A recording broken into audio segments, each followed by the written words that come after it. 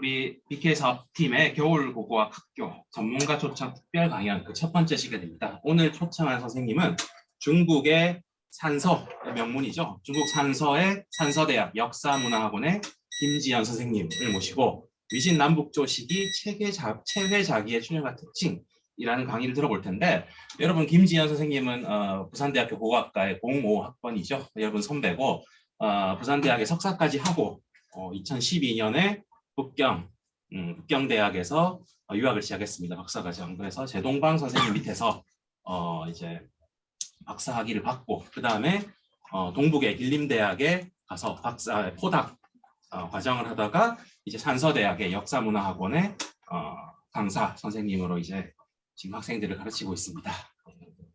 뭐 박수를 좀 쳐볼까요? 네, 감사합니다. 네. 하면 됩니까? 예. 안녕하세요. 방금 소개받은 산서대학교 김지현입니다. 지금 저는 중국에 있고요. 코로나 때문에 지금 2년 동안 한국에를 못 들어갔어요. 그래서 원래라면 이제 대면으로 강의를 하고 여러분들이랑 인사도 하고 뭐 이렇게 이야기를 했을 텐데 좀 많이 아쉽네요. 코로나 언제 끝나는지.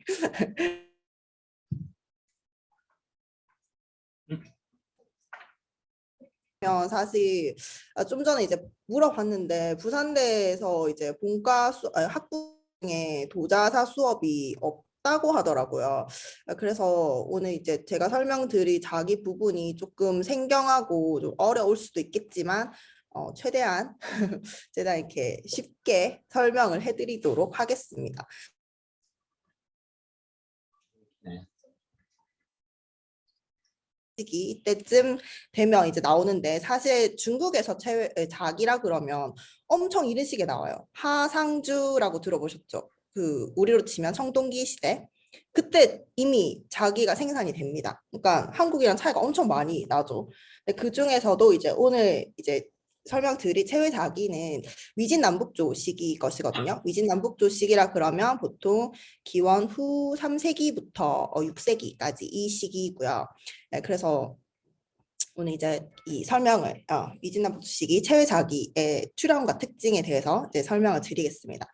먼저 중국 지도를 조금 살펴볼 필요가 있을 것 같아요. 왜냐하면 오늘 말씀드릴 그 지역들이 죄다 중국 지명이거든요. 그래서 아무래도 좀 생소하실 거예요. 이게 지도를 잘 모르시고 제가 말씀드리는 그 성 이름이라든지 뭐 도시 이름이라든지 이제 들으며 사실 잘 안 와닿을 수도 있거든요. 그래서 일단 살펴볼게요. 여기가 지금 한국이죠. 한국 위로 이렇게 동북 삼성이 있고요. 여기가 이제 중국입니다. 여기 지표시되어 있는 여기가 제가 지금 살고 있는 곳이에요. 산서성. 보통 북경이라 그러면 다들 수도니까 들어보셨을 거예요. 북경은 여기 있고요. 북경 바로 왼쪽에 인접해서 붙어 있는 곳이 산서성이에요. 근데 중국에 있는 한국 사람들도 사실 산서라 그러면 잘 모르거든요. 위치는 되게 좋아요. 중원 지역이랑 엄청 가까이 있죠. 근데 이 산서성이 되게 좀 외진 곳이다 보니까 사람들이 잘 모르더라고요. 네, 이 산서성 여기 있고요. 산서성 이렇게 지도를 보면 이렇게 약간 고구마처럼 생겼어요. 여기가 산서성이고 이제 위로는 내몽고랑 붙어 있고 왼쪽에는 서안이라고는 들어보셨죠? 병마용객 있고 진시황릉 있는 그 도시가 이제 서안인데 이 섬서성이랑 또 붙어 있어요. 밑으로는 하남성과 붙어 있고, 그래서 중국에서 소위 말하는 중원 지역, 이 여기죠. 하남이랑 여기 섬서 지역, 이 바로 위쪽에 붙어 있는 곳이 산서성이에요. 그래서 역사적으로 보면 이 산서성이 되게 중요한 위치를 차지했고 엄청 중요한 나라들도 많았고 했는데, 현대 와서는 산서성이 되게 약간 좀 후지다고 해야 되나, 이런 말 써도 되는지 모르겠지만 조금 약간 그런 낙후된 도시입니다, 지금으로서는. 그래서 중국에는 성이 이제 가장 큰 행정구역이고, 그 성에서 제일 큰 도시, 우리로 따지면 광역시라고 하죠. 광역시라고 하는 걸 이제 중국에서는 성도라고 하거든요. 그 성도가 산서성의 성도가 태원이에요. 네, 저는 나름 좋은 도시에 살고 있습니다. 그래서 여기가 태원이고, 산서성에 이제 유적 유물들이 엄청 많이 나와요. 그러니까 보통 땅 밑에 파서 많이 나오는 유적들은 섬서성에 많이 분포를 하고 있고요. 뭐 진시황릉, 병마용객 뭐 이런 것들. 그리고 지상에 있는 많은 유적들이 남아 있는 곳이 산서성이에요. 그러니까 여기는 되게 오래된 고건축, 그다음에 뭐 불교 사원, 그다음에 탑 이런 것들이 엄청 많이 남아 있어요. 목조 건물 이런 것들도. 그래서 산서성이 사실 한번 답사를 하기에는 되게 볼 것이 많은 동네죠. 그래서 오늘 이제 산서성에 되게 엄청 유명한 유적들이 많지만 그 중에서 이제 몇 가지를 소개해 드리면 먼저 제일 북쪽에 운강석굴 아마 다들 들어보셨을 거예요. 이거 북이시기에 만든 석굴이죠. 대동시에 위치하고 있고 대동시는 거의 내몽고랑 연접해 있어요. 그래서 이 운강석굴은 이제 북이시기에 만들었는데 여기 보면 이제 북이시기 5명의 황제 얼굴을 부초로 형상화해서 만든 굴들이 있어요. 이게 이제 이 5개 굴이 되게 메인이고 나머지 이제 엄청 크고 작은 굴들이 이렇게 쭉 일렬로 연결되어 있죠. 그래서 이 굴을 개착해서 만든 게 운강석굴. 그리고 이제 태원 밑에 평효라는 도시가 있어요. 여기는 고성이 있는데 역사는 한 2700년 정도 됐거든요. 그리고 이 고성은 지금은 유네스코에 등재되어 있는 고성인데 남아있는 건축물들이 명청시기 때 현성들이 남아있어요. 그래서 여기 지금 가보시면 안에 성 안에 들어가서 이제 막 둘러보실 수도 있고 그 안에서 잠도 잘 수 있거든요. 그래서 이제 옛날 건물들이 이렇게 잘 남아있다. 물론 사진은 예쁘게 찍은 건데 실제 가면 느낌은 조금 다를 수도 있어요. 그리고 이제 삼국지의 그 유비 관우 장비 아시죠? 거기에 나오는 관우의 고향이 산서성이에요. 산서성에서도 여기 맨 남쪽에 운성이라는 곳이 있거든요. 여기가 이제 관우의 고향입니다. 그래서 여기는 북송시대에 관우를 이제 황제로 승격해가지고 도교 사원을 만들었어요. 그래서 여기 지금 보시는 이 관제묘라는 곳이 관우를 황제로 승격해서 세운 곳이고 현존하는 최대 규모의 궁전식 도교 건축입니다. 저도 아직 가보진 않았어요. 근데 그런 게 있다네요. 그리고 중국이 이제 관우를 이제 중국에서는 되게 관우를 되게 많이 모시는 편이에요. 그러니까 나중에 이제 도교랑 뭐 이런 것들과 결합해가지고 관우가 재물을 가지고 온다. 뭐 이런 속설들이 있어요. 그래서 이제 관우상이나 뭐 가게 들어가면 관우상이나 뭐 그림들을 이렇게 많이 걸어놓거든요. 근데 그 중에서도 중국에 제일 큰 관우상이 여기 있어요. 근데 이거는 산서성이 있는 건 아니고 저기 양쯔강 상류 쪽에 가면 호북성이라는 곳이 있거든요. 거기 형주라는 도시에 이제 관우상이 있습니다. 높이만 58m예요. 요 밑에 단 기단까지 포함해가지고 현존 최대인데 지금은 여기 없어요. 옮겨졌어요. 아무튼 이렇게 관우의 고향까지 해서 산서성에는 엄청 중요한 유적들이 많이 있다. 그래서 코로나 끝나면 한번 놀러 오시기 바랍니다. 그리고 제가 있는 산서대는 태원시에 있어요. 태원시에 있고 1902년에 개교를 했거든요. 근데 이 산서대학이 사실 중국에서 가장 먼저 개교한 3대 대학 중에 하나예요. 엄청 유서 깊은 곳이죠. 그래서 내년이 되면 개교 120주년을 맞이합니다. 근데 그래서 이제 이 산서대학이랑 같이 개교를 했던 학교들이 북경대와 천진대 이 두 군데거든요. 근데 이 천진이랑 뭐 북경대는 뭐 다들 아시겠지만 엄청 유명한 대학이죠. 다들 이제 발전을 했는데 산서대만 유일하게 크게 발전을 못했어요. 그 이유가 이 안에 있던 단과대학들이 다 독립해서 떨어져 나갔거든요. 한 8개 정도의 단과대학이 독립해서 나가서 지금 산서대는 물론 종합대학이긴 하지만 규모가 그렇게 크진 않습니다. 그리고 중국 내에서도 레벨이 그렇게 높은 쪽에 속하는 건 아니고요. 그렇지만 유서가 깊은 학교다. 이렇게 할 수 있죠. 여기 보시는 이 건물이 도서관 건물이에요. 도서관인데 이 도서관의 이 시계탑 보이시죠? 여기 있는 게 이 산서대 로고 안에 있는 이 건물입니다. 그래서 저희 이 도서관이 엄청 산서대의 그 상징적인 건물이고요. 그리고 여기가 이제 산서대 남문. 문이 3개가 있어요. 북문, 서문, 남문. 그 중에서 이제 제일 늦게 만들어진 문이 여기 산서대 남문이고요. 그리고 여기 산서대학당이라고 쓰여진 게 있어요. 그러니까 산서대가 처음 개교를 했을 때 이 산서대학당이라는 이름으로 개교를 했거든요. 그래서 그때 만들어진 건물. 요것도 캠퍼스 안에 있습니다. 그리고 이제 제가 있는 곳이 역사문화학원인데 역사문화학원 안에 이제 고고학과가 있어요. 그 고고학과 건물이 여기거든요. 뒤에 다 쓰러져 가는 약간 정말 오래된 건물인데 이 앞에 혹시 있는 이 사람 누군지 아시나요? 어디서 많이 본 사람 아닌가요? 이분이 모택동입니다. 요 앞에 모택동 주석에 상을 세워놨어요. 그래서 이쪽에 이제 문이 이렇게 있거든요. 이렇게 들어가면 이 중간에 모택동 상이 있고 그 뒤로 이렇게 건물이 있습니다. 이 건물을 또 다 쓰는 건 아니에요. 저희 한 층만 이렇게 쓰고 있습니다. 다음에 혹시 이제 오시면 제가 구경시켜 드릴게요. 아무튼 예, 제가 있는 곳의 소개는 이 정도로 하고 일단 오늘 설명드릴 거는 목차를 먼저 살펴볼게요. 처음에 이제 관련 용어랑의 개념 이런 걸 알아야 될 것 같은데 아무래도 자기 수업을 안 받아보셨다고 했으니까 좀 관련된 이제 용어들에 대해서 간단하게 소개를 드리고요. 그 다음에 이제 두 번째로 최혜자기가 언제 출연을 했는지 그 위진남북조 시기의 최혜자기라고는 하지만 이 위진남북조 시기 앞서서 최혜자기가 먼저 출연을 하거든요. 그래서 그거에 대해서 간단하게 기원에 대해서 살펴볼 거고요. 그리고 이 3번 메인장에서는 최혜자기가 어떻게 발전했는지 두 시기로 나눠서 살펴볼게요.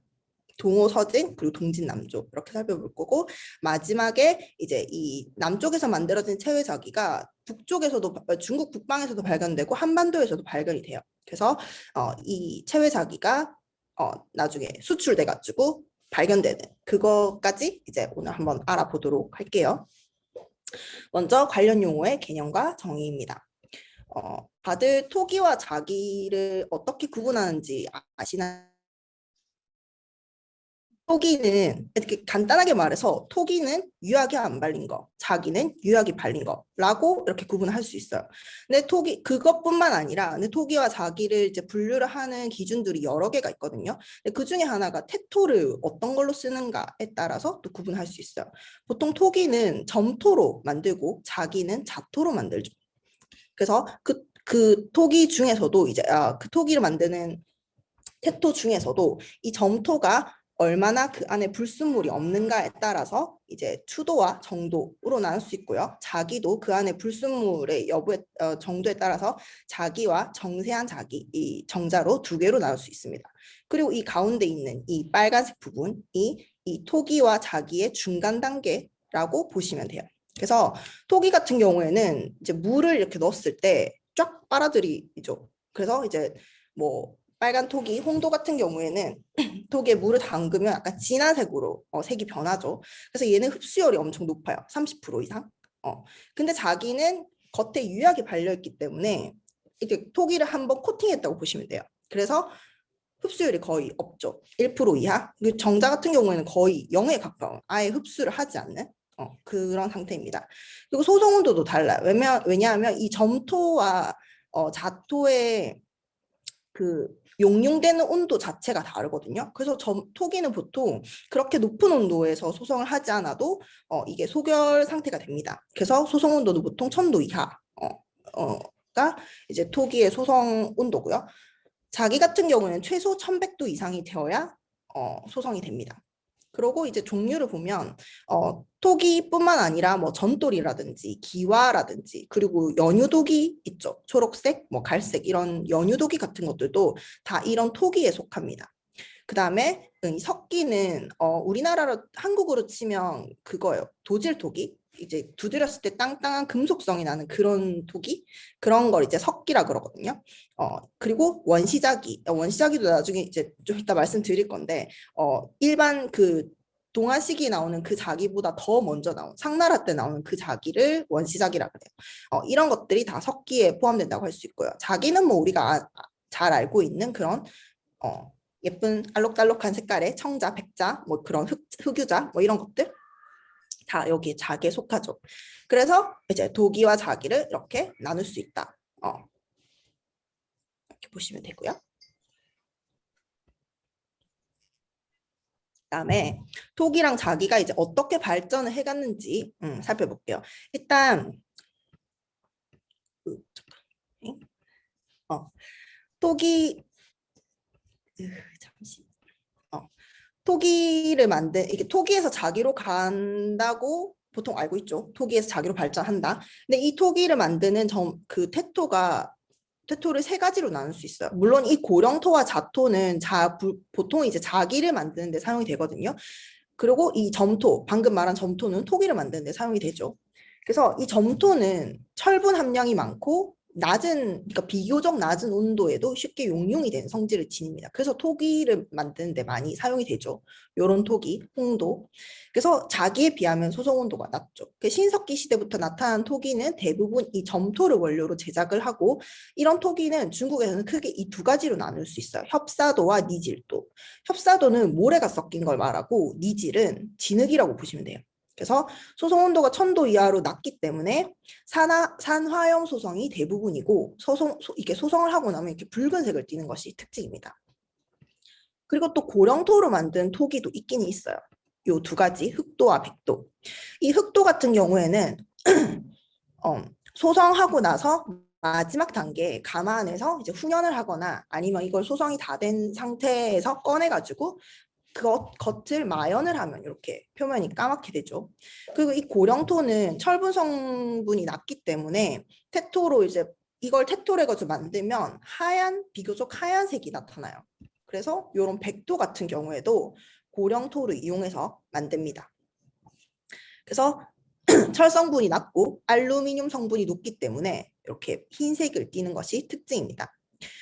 그리고 또 점토를 이용해서 제작하는 것 중에 대표적인 게 이 저온유도죠. 저온유도는 우리가 흔히 말하는 연유도기를 말합니다.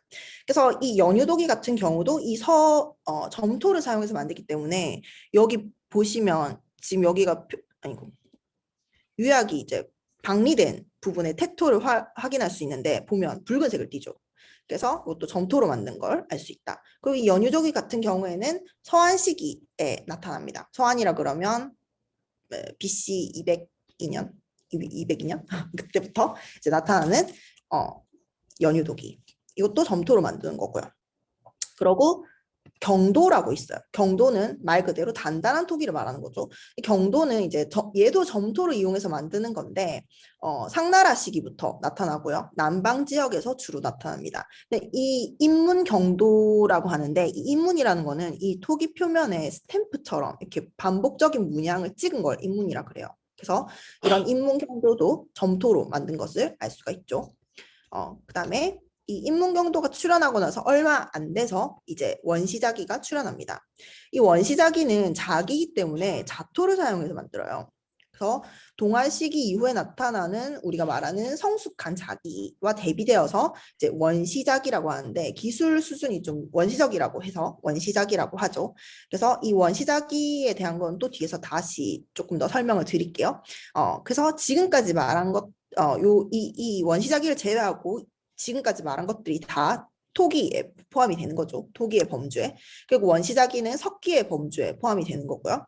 그 다음에 이제 위진남북조 시기가 되면 청자가 생산이 됩니다. 물론 남방에서 먼저 생산이 되죠. 그리고 이 남방자기는 자토, 유학에 따라서 청자의 흑자 이렇게 두 개로 나뉩니다. 그리고 보통 동안 만기부터 생산이 시작돼서 위진남북조 전 시기까지 생산이 이어집니다.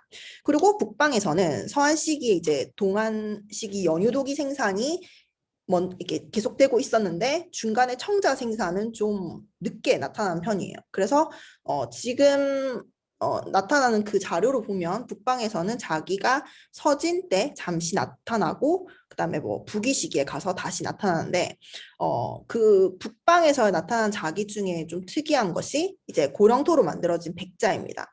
청자는 남방에서 먼저 생산이 됐지만 백자는 북방에서 먼저 생산이 돼요. 그래서 이게 이제 이 고령토로 만든 백자가 나타나기 시작하죠. 북위 시기에.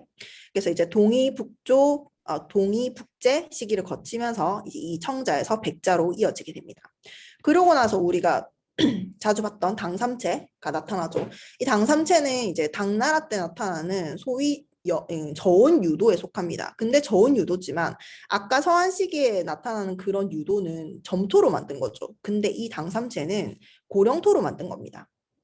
즉 점토 같은 경우에는 그러니까 연유를 칠했을 때 같은 온도에서 같이 소송할 수 있어요. 그래서 걔는 1차 소송으로 끝나죠. 근데 이 당삼체 같은 경우에는 고령토로 만들기 때문에 고령토가 용융되는 온도와 이 당삼체 유약이 용융되는 온도가 달라요. 그래서 고령토로 먼저 1차 소송을 한 뒤에 고령토로 만든 태토를 먼저 1차 소송하고 유약을 발라서 다시 2차 소송으로 만들어집니다. 그게 차이점이에요. 그 다음에 이제 당송 시기 지나면서 당대 청화백자 나오고요. 그다음 뭐 송대 뭐 각종 자기가 만들어지고 이제 명청대 가면 이런 화려한 체외자기가 만들어지죠. 오늘 말씀드릴 거는 이런 화려한 체외자기가 아니에요. 되게 못생겼어요. 그리고 환공포증 있으신 분들은 보면 약간 기겁할 수도 있어요. 너무 좀 징그럽게 이렇게 점들이 많이 있기 때문에. 그래서 일단 중국에서 일단 토기와 자기의 발전 과정은 이렇게 요약된다고 볼 수 있어요. 그 다음에 이 원시자기 부분은 조금 더 설명을 드릴게요. 원시자기는 좀 전에 말씀드렸듯이 원시적인 자기, 말 그대로 원시적인 자기를 말하는 거예요. 그래서 원시자기는 태토를 보면 자기이지만 입자가 좀 거칠고 밀도도 낮습니다. 그리고 유약층을 관찰해 보면 유약의 두께가 고르지 않고 태토랑 밀착도가 낮아서 쉽게 방락이 됩니다. 여기 나오는 이게 지금 상나라 조기 때 나오는 원시작이거든요. 근데 이쪽 부분을 보시면 유약이 거의 날아가 있어요. 그러니까 금방금방 떨어지는 거. 태토랑 밀착력이 그렇게 좋지가 않아요. 그래서 쉽게 떨어집니다. 그리고 성숙한 자기. 여기가 지금 여기 보시는 게 성숙 자기거든요. 동안대에 나오는. 이랑 비교를 해보면 전반적으로 유약의 광택도 떨어지고 그 유약 발랐을 때 그 균일한 정도도 좀 약간 떨어지는 거죠. 그래서 원시적인 단계 기술을 가지고 만든 자기라 그래서 원시자기라고 합니다. 그래서 지금까지 그 연구 결과로 보자면 중국에서 원시자기는 하나라 만기에 출현합니다. 하나라 여기 연대표 보이시죠? BC 2070 무려 21세기 기원전 21세기 물론 21세기에 나타나는 건 아니죠. 보통은 이제 상나라 때 나타나거든요. 그럼 BC 1600년 요때쯤에서 원시자기가 출현합니다. 그래서 이 원시자기도 나름의 발전 과정을 거치게 됩니다. 여기가 지금 제일 초보적인 단계의 상나라 조기 때, 그 다음에 주나라 때 가면 조금 더 유약이 좀 진해지죠. 그리고 이제 춘추 시기와 전국 시기가 되면 이 원시자기가 거의 전성기를 맞이합니다. 유약의 광택도도 좀 괜찮아지고 발림성도 괜찮아지고 아무튼 기술이 전반적으로 조금 진보가 되죠. 아무튼 이 원시자기는 조금 전에 말씀드렸던 자기를 만드는 두 가지 흙이 있죠. 이 자토와 고령토. 이 자토와 고령토를 이제 비교를 해보면 자토는 남방자기에 많이 쓰이고 고령토는 북방자기에 많이 쓰이게 돼요. 이게 자토가 남방 쪽에 많이 분포하고 고령토가 북방 쪽에 많이 분포를 해서 그런 영향도 있어요. 자토는 자석이 주 원료고 고령토는 고령석이 주 원료예요. 그러니까 쉽게 말하자면 흙이 품종이 다르다고 보시면 돼요. 그리고 자토 같은 경우에는 내화도가 높고 가소성이 낮은데 고령토는 반대죠. 그리고 이제 이 소성을 했을 때 산화 규소가 자토는 높고 산화 알루미늄은 낮은 편이에요. 이 알루미늄 성분이 하얗게 만드는 게 있거든요. 그래서 이 자토로 만든 난방 자기는 보시면 태토가 붉은색을 띠는 것이 특징입니다. 여기 보이시죠? 여기 태토 약간 붉게. 근데 고령토로 만든 그 자기는 흰색, 태토가 약간 흰색을 띠어요. 그런 차이가 있어. 그래서 최근에 이제 원시자기의 과학적인 분석을 했는데 그 결과 원시자기 태토는 산화규소 성분이 높고 산화 알루미늄 성분이 낮아서 이를 근거로 원시자기가 자토로 만들어졌구나 하는 것을 알게 되었어요. 그리고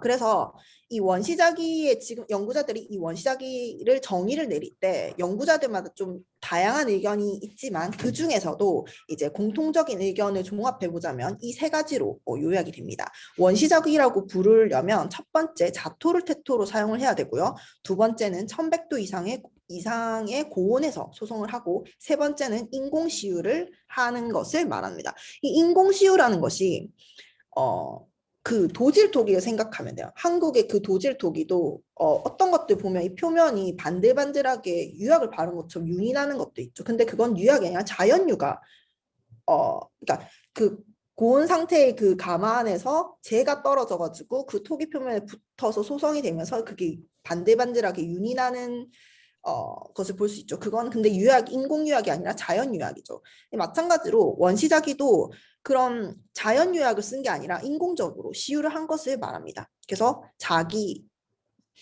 핵심 요소인 유약이 발린 것을 말하는 거죠. 그래서 원시자기는 이렇게 정의를 내릴 수 있고요.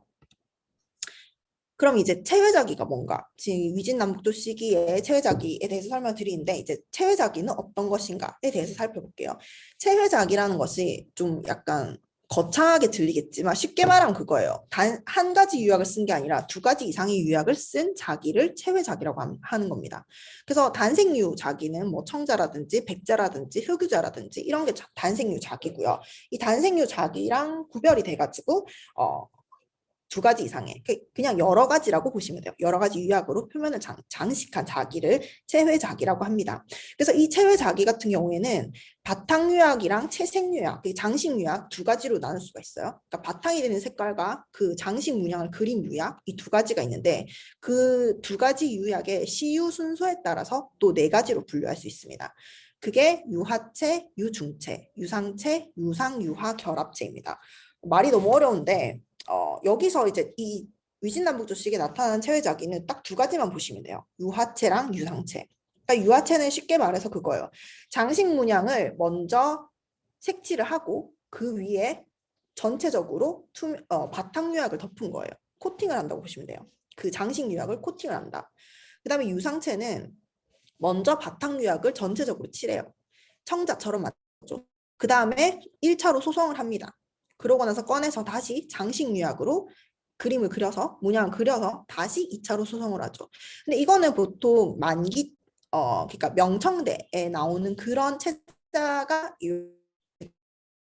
두번 소성을 하는 거고 사실 위진남북조 시기의 유상체 같은 경우에는 한 번의 소성으로 끝납니다. 그러니까 바탕유약을 전체로 칠하고 장식 문양을 다시 칠해가지고 그냥 한 번에 꾹꾹 나오는 거죠.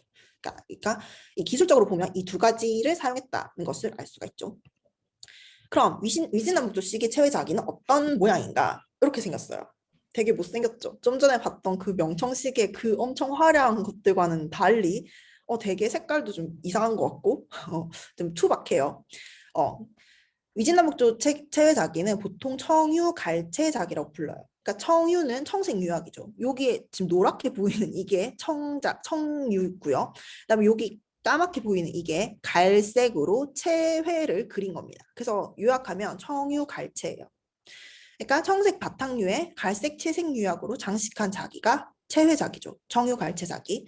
그래서 부르는 이름도 좀 많아요. 뭐 청유갈채자기라고도 하고 청유점채자기. 이 점이 그 점 찍다 할 때 그 점이거든요. 이 점 보면 여기에 이렇게 동그랗게 점이 찍혀 있죠. 그래서 얘를 청유점채자기라고도 해요. 점채청자. 왜냐하면 청자만 나오기 때문에 바탕유약은 청유만 쓰이거든요. 그래서 점채청자 혹은 갈채청자라고도 부릅니다. 네, 오늘 발표에서는 거의 청유갈채자기 혹은 채외자기라고 그냥 부를게요. 제일 먼저 발견된 거는 동안시기예요. 동안시기에 호남성과 절강성에서 가장 먼저 생산이 됩니다. 그리고 사실 이 두 가지 계통으로 나눌 수 있는데 이 점체자기는 이제 동안 시기에 발견이 되고 요 회화형의 이런 그림을 그린 것들은 동호 시기에 남경 지역에서만 발견이 됩니다. 지금으로서는 이 회화 장식형이 시간으로도 그렇고 공간으로도 그렇고 엄청 한정적으로 발견이 되고 있어요. 그러고 나서 이제 얘는 동호 때 잠시 나왔다 사라지고 요 점체자기가 서진, 그러니까 동안 거쳐서 동호, 서진부터 남조 시기까지 쭉 이어지는 겁니다. 그래서 이 청유 갈채자기는 동진 남조 시기가 되면 전성기를 맞이하지만 남조 후기가 되면 생산량이 급감해요. 그래서 없어지는 거죠. 그래서 위진 남북조 시기에만 만들어졌던 것을 알 수 있습니다. 자, 그럼 체외자기가 어떻게 출현했는지, 언제 출현했는지에 대해서 한번 볼게요. 사실 체외자기는 성숙자기, 그러니까 동한대에 나오는 성숙자기 단계 이전에 이미 확인이 되고 있습니다. 방금 말씀드렸던 동화 시기에 그 발견된 원시적인 형태의 체외작인데요. 이거는 이제 호남성 청죽사요에서 발견된 거고요. 발견자는 이 토층의 그 연대를 근거로 한연대를 143년으로 보고 있습니다. 이건 동한 중기 정도 되는 연대고요. 여기 보시면 잘 안 보이실 수도 있겠는데 점이 이렇게 찍혀 있죠. 까맣게. 이게 점체 장식을 한 겁니다. 구연부에. 그러고 무주요, 절강성의 무주요라는 이 가마터에서도 체외자기가 생산이 됐습니다. 여기 보시면 동그랗게 점이 찍혀 있죠. 이게 지금까지 발견된 가장 이른 체외자기입니다. 그러면 이 체외자기는 어떻게 만들어졌나에 대해서 살펴보면 사실 중국에서도 체외자기에 대한 연구는 거의 없다고 보시면 돼요. 제가 이제 이건 지금 말씀드리는 건 박사 논문의 논문인데 제가 박사 논문 쓸 때 거의 처음으로 개통적으로 연구를 한 거고요. 그 전까지는 이제 이 점체자기가 나오면 그냥 서진이구나, 동진이구나, 그냥 대략 이런 식으로 연대를 판별을 했었거든요. 근데 사실 그렇지 않다. 이 체외자기는 동한 시기에 가장 먼저 등장을 해서 남조 시기까지 되게 변화 발전을 거치면서 이제 각 시기마다 또 지역마다 다 각각의 특징들이 발견이 되거든요. 아무튼 그 전에 이제 근데 연구가 안 돼 있었다 보니까 조금 이거에 대한 그런 심도 깊은 연구도 이루어지지 않았어요. 그래서 체자가 왜 형성이 됐냐 이렇게 보면 다들 이렇게 말했어요. 우연히 생긴 거다, 혹은 불량품이다 이렇게. 근데 이건 누가 봐도 너무 의도적으로 점을 찍은 거고 규칙적이고 그리고 너무 체계적으로 확인이 되지 않는 부분이 많죠. 그래서 제가 이제 봤습니다. 얘는 도대체 유사한 것들이 발견이 되고 있는 건가? 이전 시기 혹시 있었나? 그래서 찾은 게 하나는 토기에 있는 거였어요. 토기에 보면 상나라 때 토기에 보면 이런 점체 토기들이 나타납니다. 여기 점을 찍은 것들과 유사하죠. 동그랗게 점을 찍었다는 그 형태만 보면 유사하죠. 근데 얘네는 토기고요. 그러면 자기에서는 없나? 살펴봤더니 자기에도 있어요. 전국 시기에 해당되는 이 원시자기에도 이런 체외자기가 있습니다. 근데 선의 형태죠. 점이 아니라. 그래서 사실 이 지금으로서는 이 체외자기의 기원을 살펴보기에는 뭔가 자료들이 좀 적고 가장 큰 문제는 이 양자 간의 시간차가 너무 크다는 거예요. 하나는 동안 시기, 하나는 상나라 시기. 거의 천몇 년 이 차이가 나죠. 그래서 이 기원 문제에 관해서는 앞으로 조금 더 연구가 필요할 것 같은데 다만 그 실마리를 살펴보자면 이런 점체톡이나 그다음에 원시청자에서의 이런 체외자기를 예로 들 수 있을 것 같아요. 그러면 오늘 발표할 그 위진남북조 시기의 시공간 범위, 체외자기의 시공간 범위를 먼저 알아볼게요. 시기적으로는 여기 지금 삼국, 양진, 남북조 이걸 합쳐서 위진 남북조라고 하거든요. 그리고 이 삼국 중에서도 오나라 그리고 양진, 남조 요 시기 요 국가들에서만 발견이 돼요. 그리고 우리가 흔히 육조라고 하죠. 육조라고 하는 것은 6개의 왕조를 말하는 거죠. 6개의 여기는 황제니까 황조겠죠. 6개 나라가 어디냐? 여기 남경, 지금의 남경에 건강성이라고 있어요. 그 건강성을 도성으로 했던 6개의 나라를 육조라고 합니다. 이 체외자기는 여기 육조에서 다수가 발견이 됩니다. 그리고 오늘 알아볼 거는 이제 두 시기로 나눠서 살펴본다 그랬죠. 하나는 동호랑 서진 시기고 다른 하나는 동진이랑 남조 시기. 이렇게 두 가지로 알아볼게요. 그리고 지도를 잘 보셔야 되는데 여기 강이 2개가 있어요. 강이 밑에 강이랑 위에 강 이렇게 2개가 있죠. 여기가 양쯔강이에요. 우리가 흔히 양자강이라고도 하고 장강이라고도 하죠. 여기 강을 중심으로 그 이남 지역에서 모두 발견이 됩니다. 체외자기는. 그리고 요 위에는 그거 황하죠. 황하고 이 중간에 회화라고 또 강이 하나 있어요. 그래서 이 중국에서는 이 회화를 중심으로 북쪽과 남쪽으로 나뉘거든요. 근데 오늘은 이제 여기 양자강을 중심으로 그 아래쪽에서 나타나는 시공간 범위는 이 양자강 이남 지역이 될 거고요. 공간적 범위는 시간적 범위는 동호 시기부터 남조 시기까지 이렇게 222년, 581년 이렇게 되겠네요. 자, 그러면 이제 위진남 북조 시기의 체외자기가 어떻게 발전했는지 알아보도록 할게요. 지금부터는 그림도 많겠지만 표도 많고 이렇게 해서 좀 지루할 수도 있어요. 그렇지만 최대한 재밌게 설명을 해보도록 하겠습니다. 첫 번째는 이제 동호와 서진 시기고요. 일단 이 시기에 발견된 가마터는 총 5개가 있어요. 그 중에서 3개가 절강성 지역에 밀집돼 있고요. 그 중에서 이제 우리가 잘 아는 월주요, 그 다음에 무주요, 구요 이렇게 3개가 절강성이 있고요. 그 다음에 강서성에 홍주요가 있고 호남성에 청족사요가 있습니다. 그래서 지금까지 남방에서 발견된 이 시기에 서진 시기에 체자 생산 가마터는 총 5개를 들 수 있습니다. 그리고 체자의 출토 범위는 아까 말했던 그 양쯔강 이남에서 다 나타나는데 복건성에서만 확인이 안 되고 있어요. 그래서 출토 수량은 그때 2018년을 기준으로 해가지고 99점이었거든요. 아마 지금은 3년이 지났으니까 더 많이 늘어났을 겁니다. 한 100여 점 정도 되겠죠. 근데 이 출토 수량은 출토지가 명확한 것들을 기준으로 했기 때문에 뭐 실제로는 더 많을 수도 있어요. 그래서 이제 이 시기에 체자의 출토 현황을 살펴보면 일단 장강 이남이라 그랬죠. 나오는 도시들은 꽤 많아요. 뭐 남경, 절강, 강소, 안휘, 강서, 호북, 호남, 사천, 중경, 광동, 광석 이렇게 남방의 거의 전 지역에서 복건성을 빼고 전 지역에서 이제 확인이 되고 있습니다. 그 중에서 방금 말했던 생산지로는 5개의 가마터가 있고요. 그 다음에 기형 같은 경우에는 완이 가장 많아요. 밥그릇처럼 생긴 거, 완, 그게 38점이고 관, 한국에서 보통 호라고 할 거예요. 이렇게 물동이처럼 생긴 거. 그게 그 다음으로 많은 30점. 그다음에 방구호, 그다음에가 있고 뭐 기형은 이제 여러 가지가 있는데 대체로 완, 관, 방구호, 개수호 이 4개가 제일 그러니까 제일 많이 나오고 가장 특징적인 아이들의 전형적인 기형이라고 할 수가 있습니다. 그럼 이제 이 체외자기를 그 점 찍은 형태에 따라서 몇 가지로 분류를 할 수가 있어요. 크게는 이 점을 찍은 점체랑 회화, 그림을 그린 회화형 이 2가지로 나눌 수 있고 이 점체는 다시 그 점을 찍은 개수에 따라서 혹은 형태에 따라서 다시 3가지로 나눌 수가 있습니다.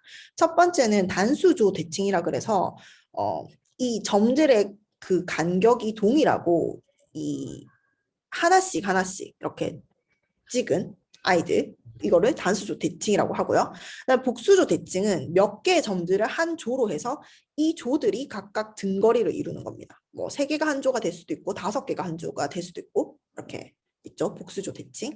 그리고 3번째는 기하학형이에요. 이거는 뭐 정해진 형태는 없어요. 그냥 막 그림 그리듯이 막 이렇게 뭐 물고기를 그린 것도 있고 새를 그린 것도 있고 아무튼 이 점을 이용해서 다양한 뭐 형상을 표현한 거예요. 글자를 쓴 것도 있고. 그래서 이 3개가 이제 점체 장식이고 그리고 회화형이 있죠. 그림을 그린 거. 이건 아까 말했던 남경 지역에서 동호 시기에만 발견되는 그런 회화입니다. 그래서 각각을 이제 자세히 살펴보면 단수조 대칭의 경우는 보통 이 와안의 구연부에 이렇게 점을 찍거나 아니면 방구호, 관 이런데 어깨 돌아가면서 혹은 이 개 위에다가 점을 찍는 것들이 많이 확인이 되고 있어요. 하나씩. 그 다음에 복수조 대칭 같은 경우에는 여기 보이시죠? 몇 개의 점들이 한 조를 이루어서 각각 이렇게 혹은 이 개와 개 사이에 세로로 한 세트를 이뤄가지고 뭐 이렇게 점을 찍는 경우도 있고 보통 이렇게 확인이 됩니다.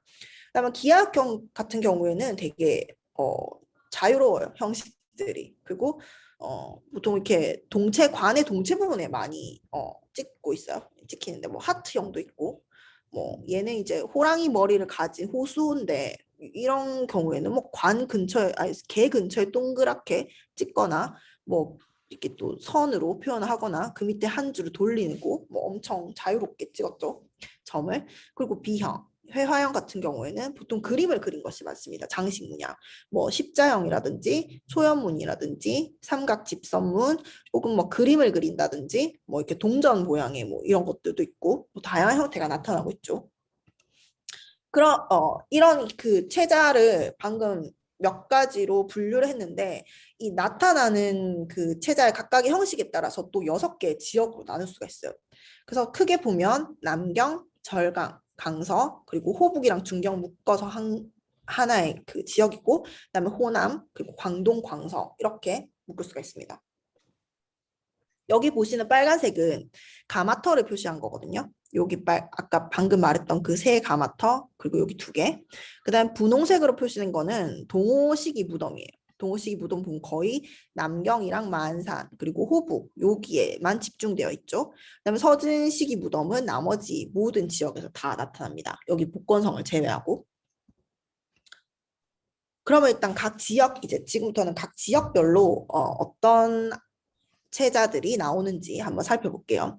먼저 남경 지역에는 회화 장식이 나오는데 사실 여기서도 점체 장식이 나타나긴 나타나요. 이거는 회화 장식은 아까 말했던 동호 시기에만 나타나는 거고 점체 장식 같은 경우에는 서진 시기가 되면 또 이런 점체 장식이 나타납니다.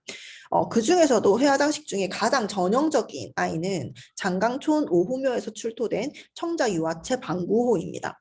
이 보시면 여긴 지금 제가 여기 육조박물관 가서 직접 사진을 찍은 건데 각종 막 불상도 있어요. 보면 불교랑 도교가 같이 합쳐진 걸 알 수 있어요. 여기 불교 장식 불상이 보이죠? 여기 밑에는 우인이라 그래가지고 도교에 나타나는 약간 선인 같은 개념입니다. 그래서 사람같이, 그러니까 개미처럼도 생겼는데 사람이고요. 이 사람이 이제 지팡이를 들고 있죠. 지팡이 같은 것을. 뭐 이런 도교와 불교의 이런 요소들도 함께 나타나고 있습니다. 그리고 얘가 왜 유화체인가? 여기 보시면 이 노란색으로 된 부분이 청자, 유약, 청유죠. 유약이고 까만색으로 된 부분이 장식, 갈채 장식이에요. 근데 여기 지금 보면 청유 장식이 나라가 있죠. 나라가 있는데 그래도 까만색의 이 체외 장식이 보입니다. 그러니까 얘를 까만색을 먼저 장식을 하고 이 청유를 덮은 거죠. 그래서 청유가 날아갔지만 그 밑에 있는 갈채 장식은 아직 남아 있는 거죠. 그래서 얘가 유화체라는 것을 알 수 있습니다. 여기 보면 뚜껑이고 관이고 온 전체적으로 이제 그림을 그려놨죠.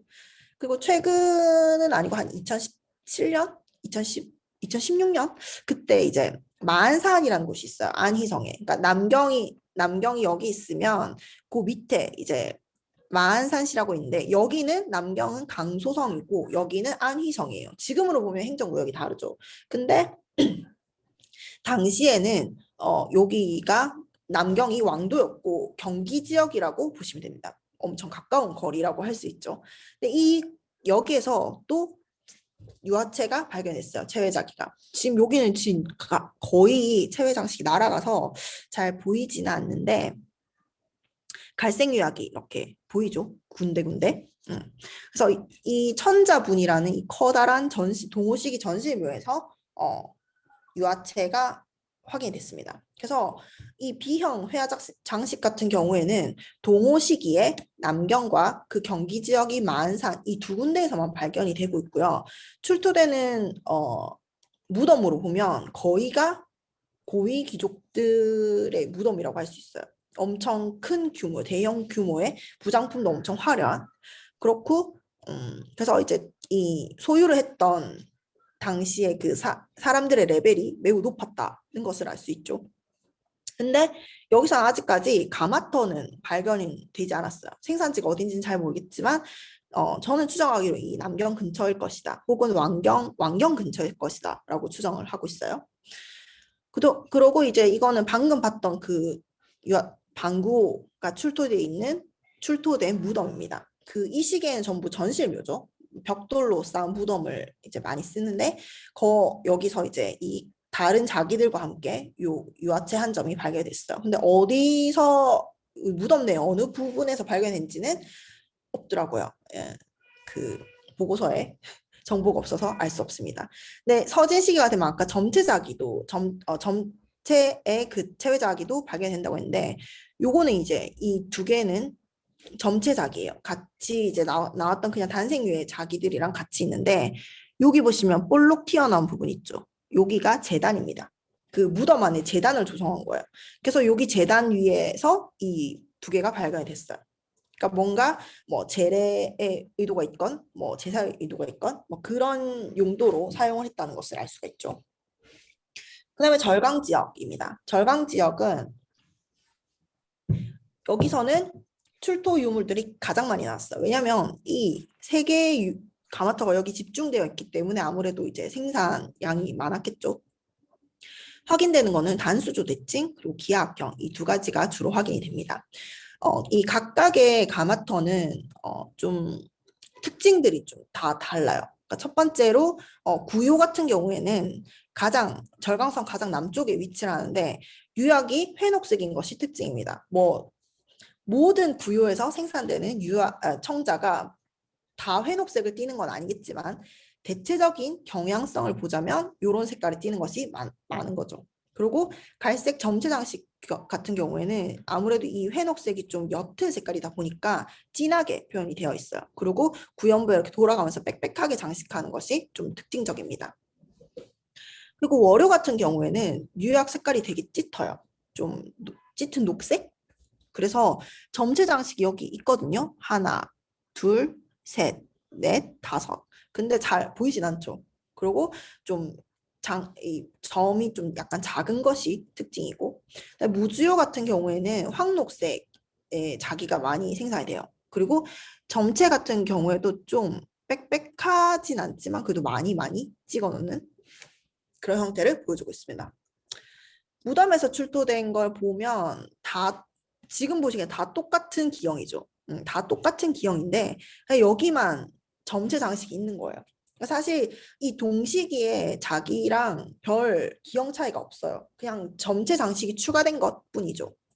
그리고 같이 보통 여기서 나오는 것들은 완이나 관 이런 것들이 많고 무덤에서 출토되는 위치를 봤을 때 딱히 정해져 있는 위치는 없어요. 아까 좀 전에 남경에서는 재단에서 발견됐죠. 얘는 그냥 아예 재단 시설도 없을 뿐더러 그냥 여기 빈 공간에 시신을 안치를 했다면 그냥 요 밖에 부장품을 두는 곳에 그냥 한 점이 출토됐다고 볼 수 있습니다. 강서 지역 같은 경우에는 단수조 대칭, 기하학형 이렇게 두 가지가 주로 나타나는데요. 여기서는 또 대표적인 가마터가 홍주요죠. 이 홍주요 같은 경우에는 한 800년 동안 계속해서 자기를 만들었는데 가장 먼저 나타난 것이 동안시기. 그리고 유약은 조금 짙은 색깔, 약간 노란빛을 띠는 약간 이런 색깔들이 많아요. 그리고 점체 장식 같은 경우에는 특히 단수조 대칭은 이렇게 점이 큰 것이 특징입니다. 그 좀 전에 봤던 그 절강 지역이랑 확실히 좀 차이가 나죠. 그리고 기형도 단순해요. 뭐 완, 관 이런 것들이 많고 무덤에서 출토되는 거 보자면 무덤에서 딱히 여기도 고정적인 위치에서 출토되는 건 없습니다. 이거는 지금 관이 두 개죠. 하나는 관 안에서, 하나는 관 밖에서. 그리고 여기도 관이 이렇게 있고 뭐 이실이 이렇게 있는데 여기 또 이실 밖에 부장품을 두는 곳에서 이렇게 출토가 됐죠. 그래서 딱히 고정적인 위치에서 출토되는 건 없구나. 출토되는 기형을 보면 뭐 관, 완도 있고 벼루도 있어요. 벼루도 있고 얘가 좀 특이한데 얘는 기념명이 있는 묘에서 출토된 거예요. 304년이죠. 그럼 304년은 거의 서진 중기 만기 서진 말 정도 되겠네요. 서진 만기 정도 되는데 아까 봤던 그 호랑이 얼굴을 한 이 아이가 이제 강서 지역에서 출소된 겁니다. 밑에는 또 이런 글자도 적혀 있어요. 그다음에 호북 지역, 호북 중경 지역 같은 경우에는 단수조, 복수조 대칭 두 개가 나타나는데 처음으로 이제 복수조 대칭이 나타나죠. 이 지역에서는. 근데 호북과 중경 지역 같은 경우는 분포 범위가 가장 광범위하지만 발견된 가마터는 아직 없어요. 그래서 다 무덤에서 출토된 것들이고 출현하는 시기도 조금 늦은 편입니다. 동호, 서진, 교체기부터 이제 체외 자기가 출현하죠. 점체 장식 같은 경우에는 조금 불규칙적이에요. 이렇게 큰 것도 있고 작은 것도 있고 단수도 있고 복수도 있고 조금 불규칙적이죠. 그래서 무덤에서 출토된 걸 보면 뭐 이런 전실묘 안에서 역시나 고정적인 위치는 없습니다. 다만 제단이 있는 무덤 같은 경우에서는 제단에서 발견되는 경우도 있지만 또 얘는 제단이 이렇게 두 개가 있는데 또 중간에서 제단이 아닌 바닥에서 발견이 된 거예요. 그래서 규칙성은 없다. 그렇지만 여기서 호북 중경지역의 특징은 복수조 대칭의 점치 장식이 출현한다. 그게 특징적인 거죠. 그리고 호남 지역 같은 경우도 복수조 대칭과 기하학형이 나오는데 이 기하학형 같은 경우에는 광동 광서 지역과는 조금 또 다른 형태예요. 여기 뭐 붓으로 약간 흘린 듯한 뭐 이런 형태들이 확인이 되는데 여기는 대표적인 가마터가 악주요죠. 악주요는 아까 그 체외자기가 제일 처음 발견된 상음료가 상음료의 다른 이름이라고 보시면 돼요. 동안 시기에는 상음료로 불리지만 이 위진남 북주 시기에는 악주요라고 불리거든요. 어쨌든 같은 이 곳에서 생산이 됩니다. 그리고 이런 붓으로 그린 듯한 이런 기악형 점체가 많이 확인이 되고 있죠. 그리고 이런 복수조 대칭도 있어요. 확인이 됩니다. 무덤에서 확인된 거를 살펴보면 이런 관 같은 관, 발 뭐 이런 아이들이 많이 확인이 되고 있고 역시나 그냥 부장품들 속에 묻혀가지고 한두 점씩 이렇게 확인이 되고 있습니다. 묘제는 다 전시묘예요. 묘제는 다 전시묘고 마지막으로 광동 광서 지역입니다. 앞서 봤던 그 기하학형의 전형적인 아이들이죠. 뭐 동체 이렇게 선으로 표현한다든지 뭐 이렇게 하는데 남방 지역 체외자기 중에서 가장 늦은 시기에 출현합니다. 아무래도 광동 광서 지역이 장강이랑 거리가 있다 보니까 그게 파급되는 시간이 좀 늦어졌던 것 같아요. 그래서 가장 늦게 출현하고 발견된 가마토도 아직 서진 시기 거는 아직 없습니다. 주로 관이 이렇게 많고요. 그리고 동체 전반에 걸쳐서 이런 기하학형 점체 장식을 하는데 또 호남 지역이랑 비슷한 복수조 대칭도 확인되고 있어요. 이렇게 개랑 몇 개씩 점을 찍어가지고 한 조가 되는 이런 복수조 대칭들도 확인이 되고 있죠. 여기도 마찬가지로 뭐 무덤 안에서 딱히 고정된 위치는 아니지만 뭐 다른 부장품들과 함께 그리고 기형이 좀 단순한 편이에요. 여기는 관 아니면 완 뭐 이 두 개밖에 없죠. 대신에 이 동체에 엄청 다양하게 넓은 면적에 걸쳐가지고 점을 찍는다는 게 특징이겠죠. 그래서 이제 지역별로 체자를 살펴보면 대충 이런 그림을 그릴 수 있어요. 남경이 그중에서 제일 특이하죠. 아무래도 왕경이 있는 지역이다 보니까 여기는 좀 레벨이 높았던 것 같아요. 그 체자를 만드는 기술도 그렇고 대신에 이거는 동호시기, 나머지는 다 서진시기라는 거죠. 그런 차이는 있죠. 그리고 절강이랑 여기 강서 지역 같은 경우에는 단수조 대칭이 주를 이루죠. 대신에 절강 지역은 점이 약간 작은 편, 얘는 좀 큰 편, 이렇게 구분할 수 있고요. 그 다음에 호북 중경 여기는 기하학형이랑 복수조가 좀 많이 나오는 지역이죠. 대신에 여기는 기하학형은 없지만 복수조 대칭이 나타나고 이 둘은 복수조 대칭과 기하학형이 나타나는데 또 기하학형은 달라요. 여기 호남 지역에서 나오는 기하학이랑 광동 광서 지역의 기하학이 좀 다릅니다. 그래서 전체적으로 각각의 지역마다 이제 독특한 특징이 있다는 것을 이렇게 한눈에 볼 수 있어요. 그러면 이 체자가 어느 시기에 언제부터 생산이 되었나 이거를 전반적으로 보자면 가장 먼저 확인되는 것은 절강 지역이죠. 절강 지역, 그 다음에 호남 지역 이 두 군데 동안 시기, 동안 말부터 가장 먼저 나오죠. 물론 이 중간에 공백기는 있어요. 이게 쭉 이어지는 건 아니고 한 삼국 초기에는 공백은 있지만 일단 이렇게 점으로 대신 할 수 있을 것 같습니다. 가장 먼저 나온 지역. 이고 그 다음에 이제 강서 지역에서 나오죠. 강서 지역 홍주에서 이제 생산을 하고요. 그다음 남경 지역 같은 경우에는 아까 회화형 체자 같은 거는 동호 시기 중기부터 확인이 됩니다. 그리고 그다음 이제 서진, 동호, 서진 교체기에 호북 중경 지역에서 이렇게 나오고 그다음에 광동, 광서 지역은 서진 중만기가 돼서야 나옵니다. 이렇게 제일 늦게 나오죠. 그리고 이 모든 지역에서 이제 서진, 동진을 거쳐 남조 시기까지 쭉 이렇게 생산이 됩니다. 이렇게 정리를 할 수가 있죠. 그리고 이제 체외사기를 어떻게 시유를 했느냐, 그거를 이제 간단하게 살펴보면 이 시기에 체외자기를 시유하는 기술은 총 3가지로 나눌 수 있어요. 첫 번째는 유약을 긁어내고 장식을 하는 겁니다. 그러니까 여기 보시면 이 검은색, 갈색 유약 밑으로 약간 흰색에 이렇게 유약이 방락된 게 보이시죠? 유약이 떨어져 나간 거. 이거는 이제 먼저 이 그릇에다가 청색 유약을 바릅니다. 전체적으로 바르고 나서 긁어내요. 전체 장식을 할 부분을 긁어냅니다. 긁어내고 이 긁어낸 부분에다가 이 갈색 유약을 칠한 거죠. 그래서 이게 첫 번째 유형이고요. 두 번째는 유화체예요. 유화체는 아까 말씀드렸듯이 이 갈색 유약을 먼저 장식을 한 다음에 청색 유약을 붓는 거죠. 코팅을 하는 거죠. 이렇게 보시면 이 갈색 유약의 색깔이 옅은 걸 알 수 있어요. 이거랑 비교해도, 요거랑 비교해도 이 갈색 유약의 색깔이 옅죠. 그래서 이거는 밑에 먼저 장식 유약을 먼저 칠하고 코팅을 해서 이제 색깔이 옅게 나타난 것이 특징입니다. 그리고 유상체도 같이 나와요. 유상체 같은 경우에는 이 청색 유약을 먼저 붓고 그 다음에 요 갈색 유약을 칠하죠. 그래서 이 갈색 유약의 색깔이 엄청 선명합니다. 근데 대신에 이 유상체 같은 경우에는 여기 보시듯이 이 갈색 장식으로 한 유약들이 벗겨질 수가 있어요. 왜냐하면 이 위에 코팅된 게 아무것도 없기 때문에. 그러니까 색깔은 선명하지만 이 장식 유약을 보호하는 층이 없기 때문에 좀 보호적인 측면에서는 좀 약하다 할 수 있고, 얘는 보호는 잘 되지만 색깔이 이렇게 선명하지 않은 것이 특징이죠. 그래서 이 3가지 이 기술들이 모두 이 시기에 쓰였던 것을 알 수 있습니다. 당연히 다 1차로 소송된 거죠. 2차 소송이 아니고. 지금까지 살펴본 게 이제 동호랑 서진 시기고요.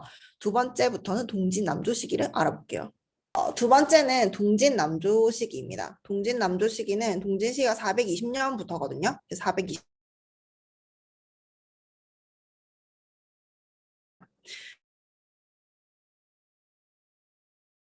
그 채자를 생산하는 가마토도 늘어나고 채자가 출토되는 범위도 늘어나게 됩니다. 가장 큰 특징은 여기 복건성에서 이제 채자가 확인된다는 거고, 이 옆에 귀주성에서도 채자가 확인됩니다. 그래서 거의 전 남방 지역에서 다 채자가 확인이 되고 있죠. 그리고 이 가마터 같은 경우에는 여기 빨간색으로 표시된 게 지금 확인되는 가마터거든요. 앞서 봤던 월요, 그다음에 무주요, 구요, 여기 3개뿐만 아니라 절강성에서 덕청요라는 가마터에서도 확인이 됩니다. 그리고 강서성의 이 홍주요, 그다음에 호남성의 아까 말했던 그 상음요, 요것도 계속해서 생산이 되고, 특히 이 복건성에서 회안요, 그 다음에 광서성에서 계주요, 규주요, 이 2군데가 새로운 가마토로 이제 확인이 되고 있습니다. 그리고 동진이랑 이 파란색으로 표시된 게 동진 무덤이고요. 초록색으로 표시된 부분이 남조 무덤인데, 이것도 거의 전 지역에서 다 확인이 되고 있죠, 무덤이. 그리고 이 동진 무덤에서 출토된 채자가 같은 무덤인데 동진 시기의 것, 남조 시기의 것 이렇게 연속해서 발견이 되는 경우들도 다수 확인이 되고 있습니다. 그래서 출토 범위는 이제 이전 시기에 비하면 이제 2개의 성이 더 늘었고 출토 수량도 급증합니다. 앞선 시기에서는 100점이 조금 안 됐죠. 100점이라 보면 출토 수량이 거의 487점으로 거의 폭발적으로 증가를 하죠. 폭발적으로 증가를 한다 그래도 이제 별로 많은 수량은 아니긴 하지만, 그리고 그래서 이 시기에는 앞서 봤던 그 점체 장식의 분류를 기준으로 기종별로 이제 형식 분류를 통해서 변화 양상을 한번 살펴보도록 하겠습니다. 기형은 너무 많기 때문에 그 대표적인 기형인 완, 관, 반구호, 개수호 요 4개만을 대상으로 한번 살펴보도록 하겠습니다. 첫 번째로 완입니다. 완은 이 동체 형태와 저부 형태에 따라서 4가지로 나눌 수 있습니다. A1식은 기신 중앙이 약간 꺾인 형태고 저부는 평저입니다. 그래서 이런 것들은 주로 절강 지역에서 다수 확인이 되고 있고 점체 장식은 대부분 구연부에서 많이 확인이 됩니다. 그리고 단수조 혹은 복수조가 골고루 확인이 되는데 주로 단수조 대칭이 많은 편이고요. 그다음에 A 이식은 역시 기신 중앙이 약간 꺾인 형태지만 저부에 굽이 달려있는 이런 가건족 형태입니다. 그리고 점체 장식은 마찬가지로 구연부의 대체로 집중이 돼 있는데 구연에 밀집 분포를 하거나 아니면 호복, 악성, 출토품, EI처럼 복수조 대칭이 주를 이룹니다. 그 다음에 B일식은 기신이 이제 곡선을 이룬 형태예요. 이렇게 곡선을 이룬 형태고 저부는 평저입니다.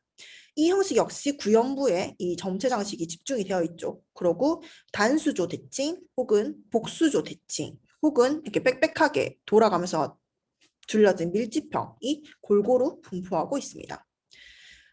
그 다음에 그 중에 또 글자를 쓴 것도 있고 세로줄 형태로 장식을 한 것도 있는데 이거 계속해서 B1 형식이거든요. 좀 전에 봤던.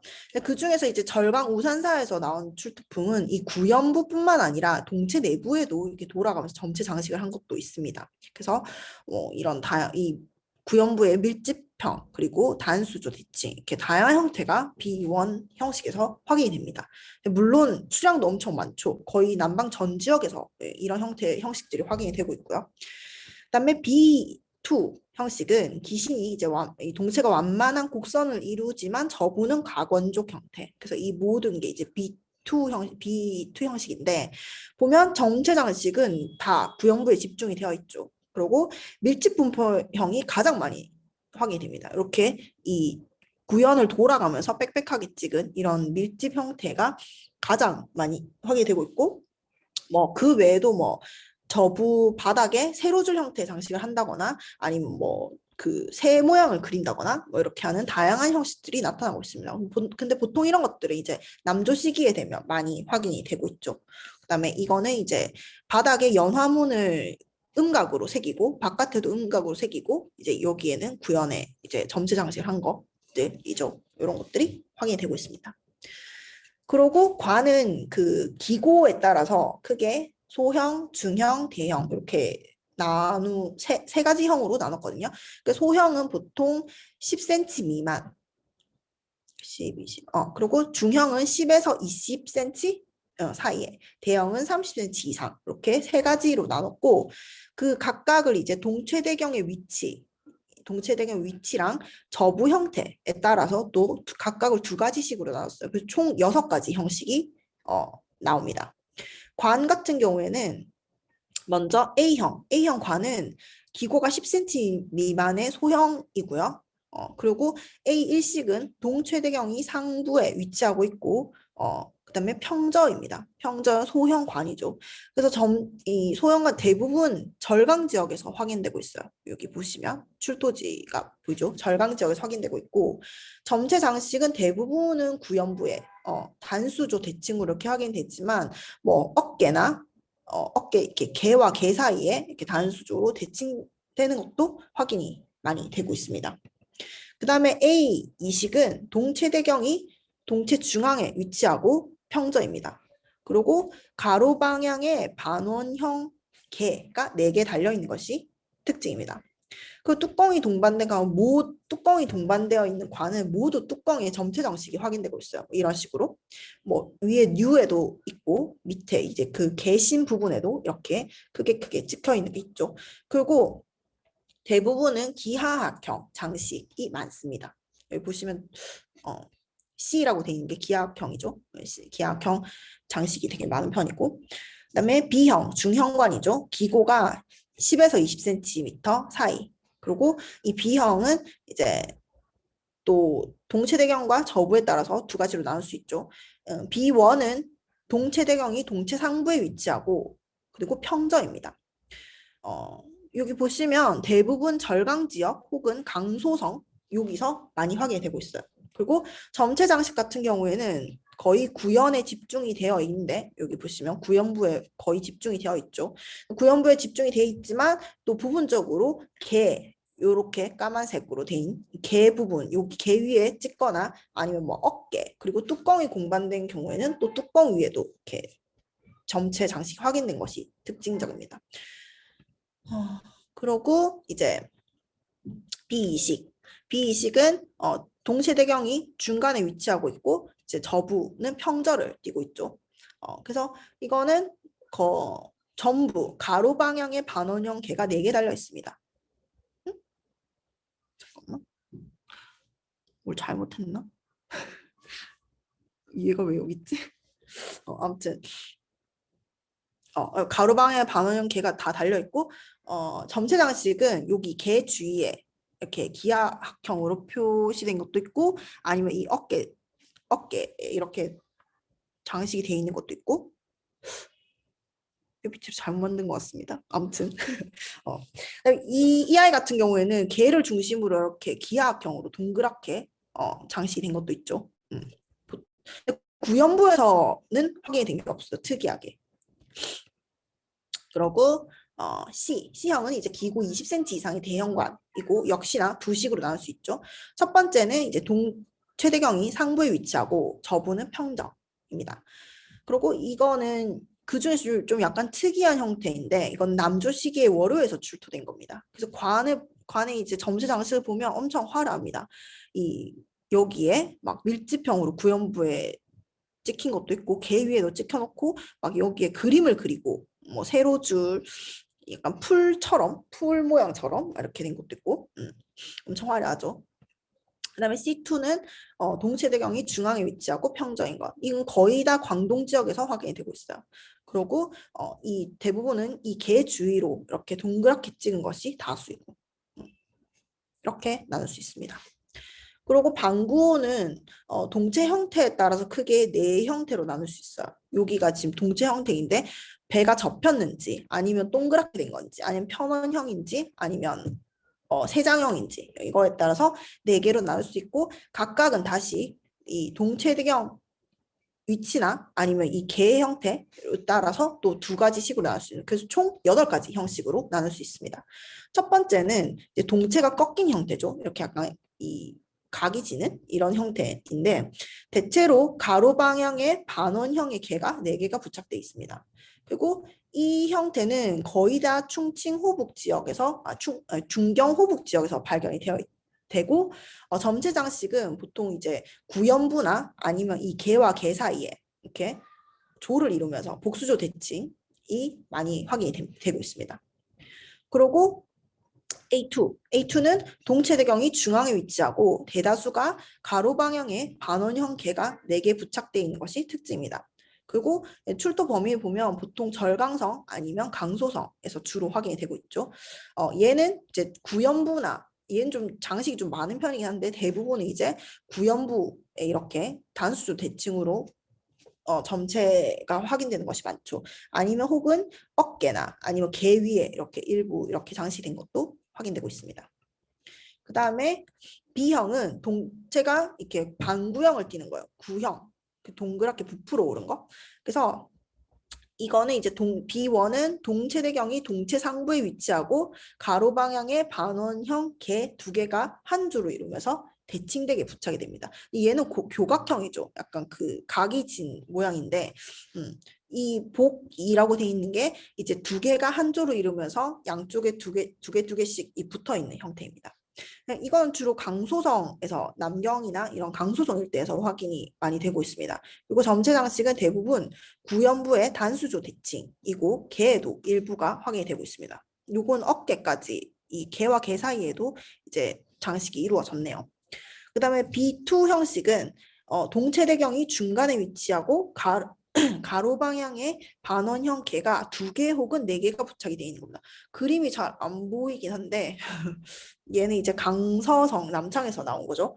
보면 이 장식, 이 꽃잎 장식을 붙였는데 이 붙은 꽃잎 장식 위에서 확인이 되고 구연부에서 나타나고 개 위에서 나타나고 장식이 여러 군데 나타났지만 보통은 이제 이 구연부에 장식이 많이 되어 있는 모습입니다. 그 다음에 C형은 동체가 타원형을 띠는 것인데 C1 형식은 동체대경이 동체 상부에 위치하고 개가 6개 달린 것이 다수입니다. 여기는 2개가 한 조로 돼 있고 여기는 각각 하나씩 그리고 맞은편에 2개가 이렇게 달려있죠. 이런 형태가 많고 대부분은 강소성에서 강소성, 그러니까 남경 여기 있는 강소성에서 확인이 됩니다. 그리고 구연부에 점체 장식이 많이 있는 것이 특징입니다. C2는 동체 대경이 동체 중간에 위치하는 거고 걔는 모두 세로 방향입니다. 세로 방향이고 2개, 뭐 4개, 6개 뭐 이런 식으로 개 형태가 좀 약간 다양한 편입니다. 그 대부분은 절강성에서 출토가 되죠. 점체 장식 같은 경우에는 구연부에 단수조 대칭으로 이렇게 이루어진 것들이 많습니다. 그다음에 D형, 마지막 D형은 동체가 세장한 것들을 말하는데 D1은 동체 대경이 상부에 위치하고 개는 대부분 세로 방향의 반원형 개가 2개 혹은 4개 이렇게 부착이 됩니다. 이 2개가 한 조로 이루어져서 혹은 여기 2개, 여기 2개에서 총 8개 이렇게 부착이 되는 경우도 있죠. 그 역시 절강 지역 그리고 강소정 지역에서 집중 출토됩니다. 점체 장식은 구연부의 대부분 단수조 대칭으로 많이 확인이 되는데 그것 말고도 뭐 어깨 쪽에 이렇게 장식이 되는 것도 다수 확인이 됩니다. 그리고 D2는 동체 대경이 동체 중간에 위치하는 거고 걔는 이 D1 형식이랑 같습니다. 근데 출토 수량이 얼마 없어요. 모두 절강 지역에서만 확인되고 있고 점체 장식 같은 경우에는 구연부나 아니면 이렇게 개와 개 사이에 어깨 부분에 집중적으로 이루어진 것들이 많습니다. 세 번째로는 개수호입니다.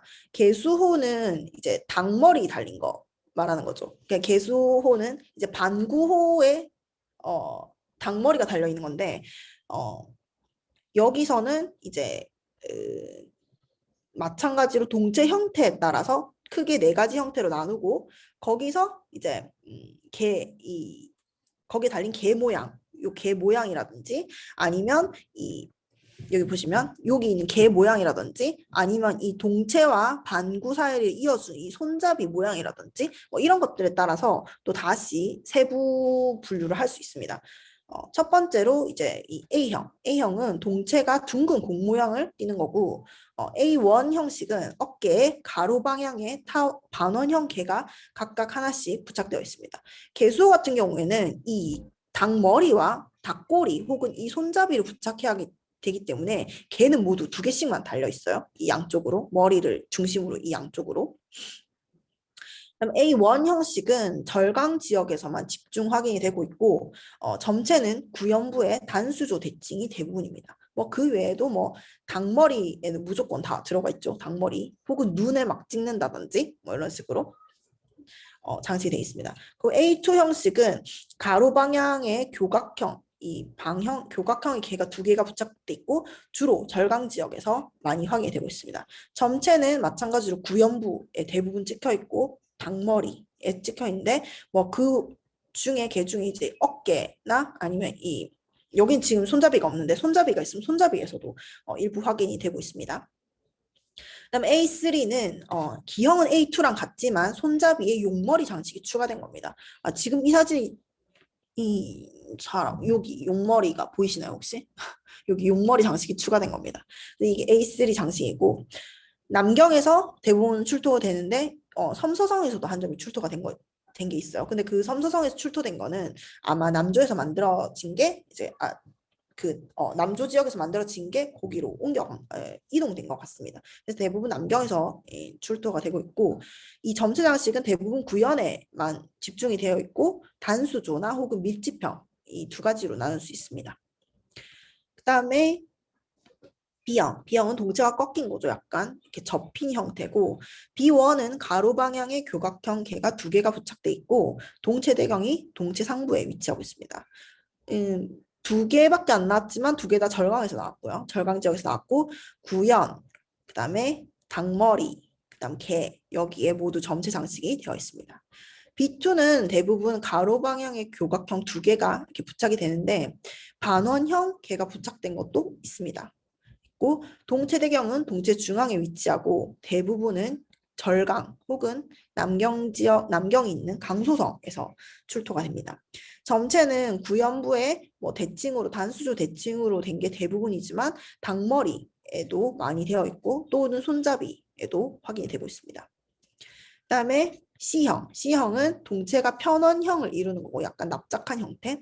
그리고 어깨에는 가로 방향의 교각형 개가 2개가 부착되어 있습니다.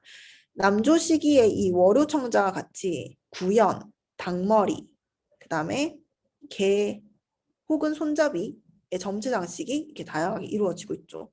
그다음에 D형은 동체가 세장형이고 어깨에 가로 방향의 교각형 개가 두 개가 부착이 됩니다. 구연부에는 단수형 대칭 혹은 밀집형 분포가 되고 대부분 절강에서 출토가 됩니다. 개수는 이렇게 나눌 수 있고요. 그래서 이제 이 전체적으로 이 4가지 기형의 편년을 보자면 이런 식으로 확인할 수 있죠. 좀 세분해서 볼 수 있는데 동지는 세 단계로 조기, 중기, 만기 그리고 남조는 조기, 만기 이 2단계로 나눠가지고 볼 수 있습니다. 이 네모 테두리가 둘러져 있는 것들은 기년명이 있는 것들이에요. 그 무덤에서 정확한 기년이 있기 때문에 그 무덤의 기년을 기준으로 해서 이 청자의 기년도 대충 여기로 확인할 수 있을 것 같습니다. 그래서 A 형식은 남조 조기 이후부터는 거의 확인이 안 되고 있죠. 여기에. 공백이고 B형식은 거의 뭐 전 시기에 다 확인이 되지만 B2는 또 남조 만기가 되면 확인이 되지 않습니다. 그러니까 그 뜻은 남조 만기가 되면 이제 거의 모든 체자가 없어진다고 보시면 되는 거죠. 그리고 A형 점체 장식은 대부분 단수조의 대칭 위주이고 B형은 복수조 대칭 혹은 밀집형 분포가 위주로 이루고 있습니다. 그다음에 관은 동진 조기에는 좀 약간 옆으로 퍼진 이렇게 작고 땅딸막한 형식, 이렇게 작고 포동포동한 형식이 많지만 이제 뒷시기로 갈수록 길이가 길어지죠. 세장해지는 이런 것들이 확인되는데 이런 모든 기형들은 사실 동진과 남조 전 시기를 걸쳐서 동일하게 나타납니다. 그러니까 서진 시기와 동호 서진 시기에는 이런 기형들이 좀 작고 이렇게 포동포동하게 생겼다면 동진 중기를 기해서 이제 남조 시기로 가면 애들이 길어지죠. 이거는 거의 모든 기형에서 나타납니다. 관, 반구, 개수 이렇게 나타나는 특징이죠. 그리고 점체 장식의 경우에는 이제 뚜껑이 동반된 경우는 모두 뚜껑에 이제 장식이 이렇게 되고 있죠. 뚜껑이 장식되고 관은 확실히 구연보다는 어깨 장식이 많이 되고 있어요. 보면 뭐 동체 전반이라든지 아니면 이렇게 이 선처럼 이렇게 그린다든지 그리고 개가 여기 달려있는 개는 이른 시기에는 반원형이 주를 이루지만 동진 중기를 기점으로는 교각형으로 변화합니다.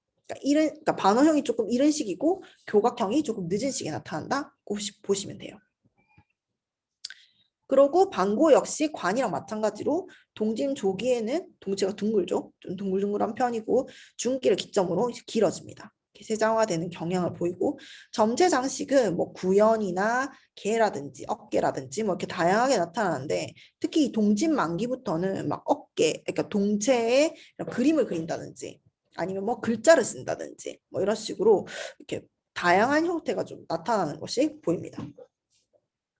그리고 개수호는 방구호의 기형에 아까 말했듯이 다하게 조형을 부과한 거기 때문에 크게 보면 방구의 기형 변화랑 비슷하다고 보시면 됩니다. 다만 이 손잡이 부분이 좀 변화가 두드러진다고 볼 수 있는데 아까 말했듯이 동진 만기를 기점으로 여기 용머리가 추가가 됩니다. 손잡이에. 보이시죠? 용머리. 또 여기 밑에도 용머리. 이 앞시계에는 용머리가 나타나지 않아요. 근데 이 동진 만기부터 이 개수의 손잡이에 용머리가 추가가 됩니다. 그리고 점체 장식 같은 경우에는 어디냐? 여기 선으로 장식한다든지 동진 중기부터 좀 약간 다양한 형태가 나타나는데 뭐 이렇게 선으로 장식한다든지 아니면 이 동체 전반에 걸쳐서 이 기압형을 그린다든지 뭐 이런 식으로 다양한 이제 형태가 나타나는데 주로 닭머리, 그다음에 개, 꼬리 이 부분에 점체가 집중적으로 나타난 것이 개수의 점체 장식의 특징입니다. 결국에 이제 이거를 살펴보면 체외사기는 동식이 자기랑 형태 변화를 같이 한다고 볼 수 있어요. 이 점체 장식만으로는 사실 분기를 하기가 어렵고 이 분기를 편견을 알아보려면 결국 이 기형으로밖에 알아볼 수가 없는 거죠. 대신에 이 점체 장식은 이 두 가지 방금 이게 두 시기로 살펴봤는데 동호서진 같은 경우에는 지역차가 확연하죠. 근데 이 동진 남조 시기가 되면 좀 약간 전국 이 남방 전 남방 지역이 좀 동일하게 유사하게 장식이 이루어지는 어, 경향이 있습니다. 그러니까 공통점이 다수가 발견이 되죠. 그래서 이 두 시기의 특징을 이렇게 살펴볼 수 있고 점체 장식만으로는 사실 분기를 하기 어렵다. 그래서 같은 이 시기에 동일한 시기에 다른 기형들과 비교를 해야 이제 편견을 할 수 있다. 그래서 동진남조 시기에 그 세자 대충 이렇게 살펴볼 수 있어. 볼 수 있습니다. 그리고 마지막으로 이제 체외자기가 해외에서 발견된 게 있어요. 해외라고 하면 이제 한반도를 말하는 거고 사실 뭐 역외죠. 남조 동진 남조 이 이외 지역에서 발견된 건데 크게 네 가지 지역으로 나눌 수 있어요. 첫째는 북조. 북조는 뭐 당연히 중국 북방인 거죠. 그다음에 고구려. 고구려는 이제 동북 지역에 위치하고 있죠. 그다음 백제, 한강 유역 근처. 그다음에 신라, 경주 이렇게 총 네 군데에서 확인이 되었고 기종은 네 가지만 발견됐어요. 방금 그 말씀드렸던 뭐 관, 완 그리고 개수호, 방구 요 네 가지만 발견됐습니다.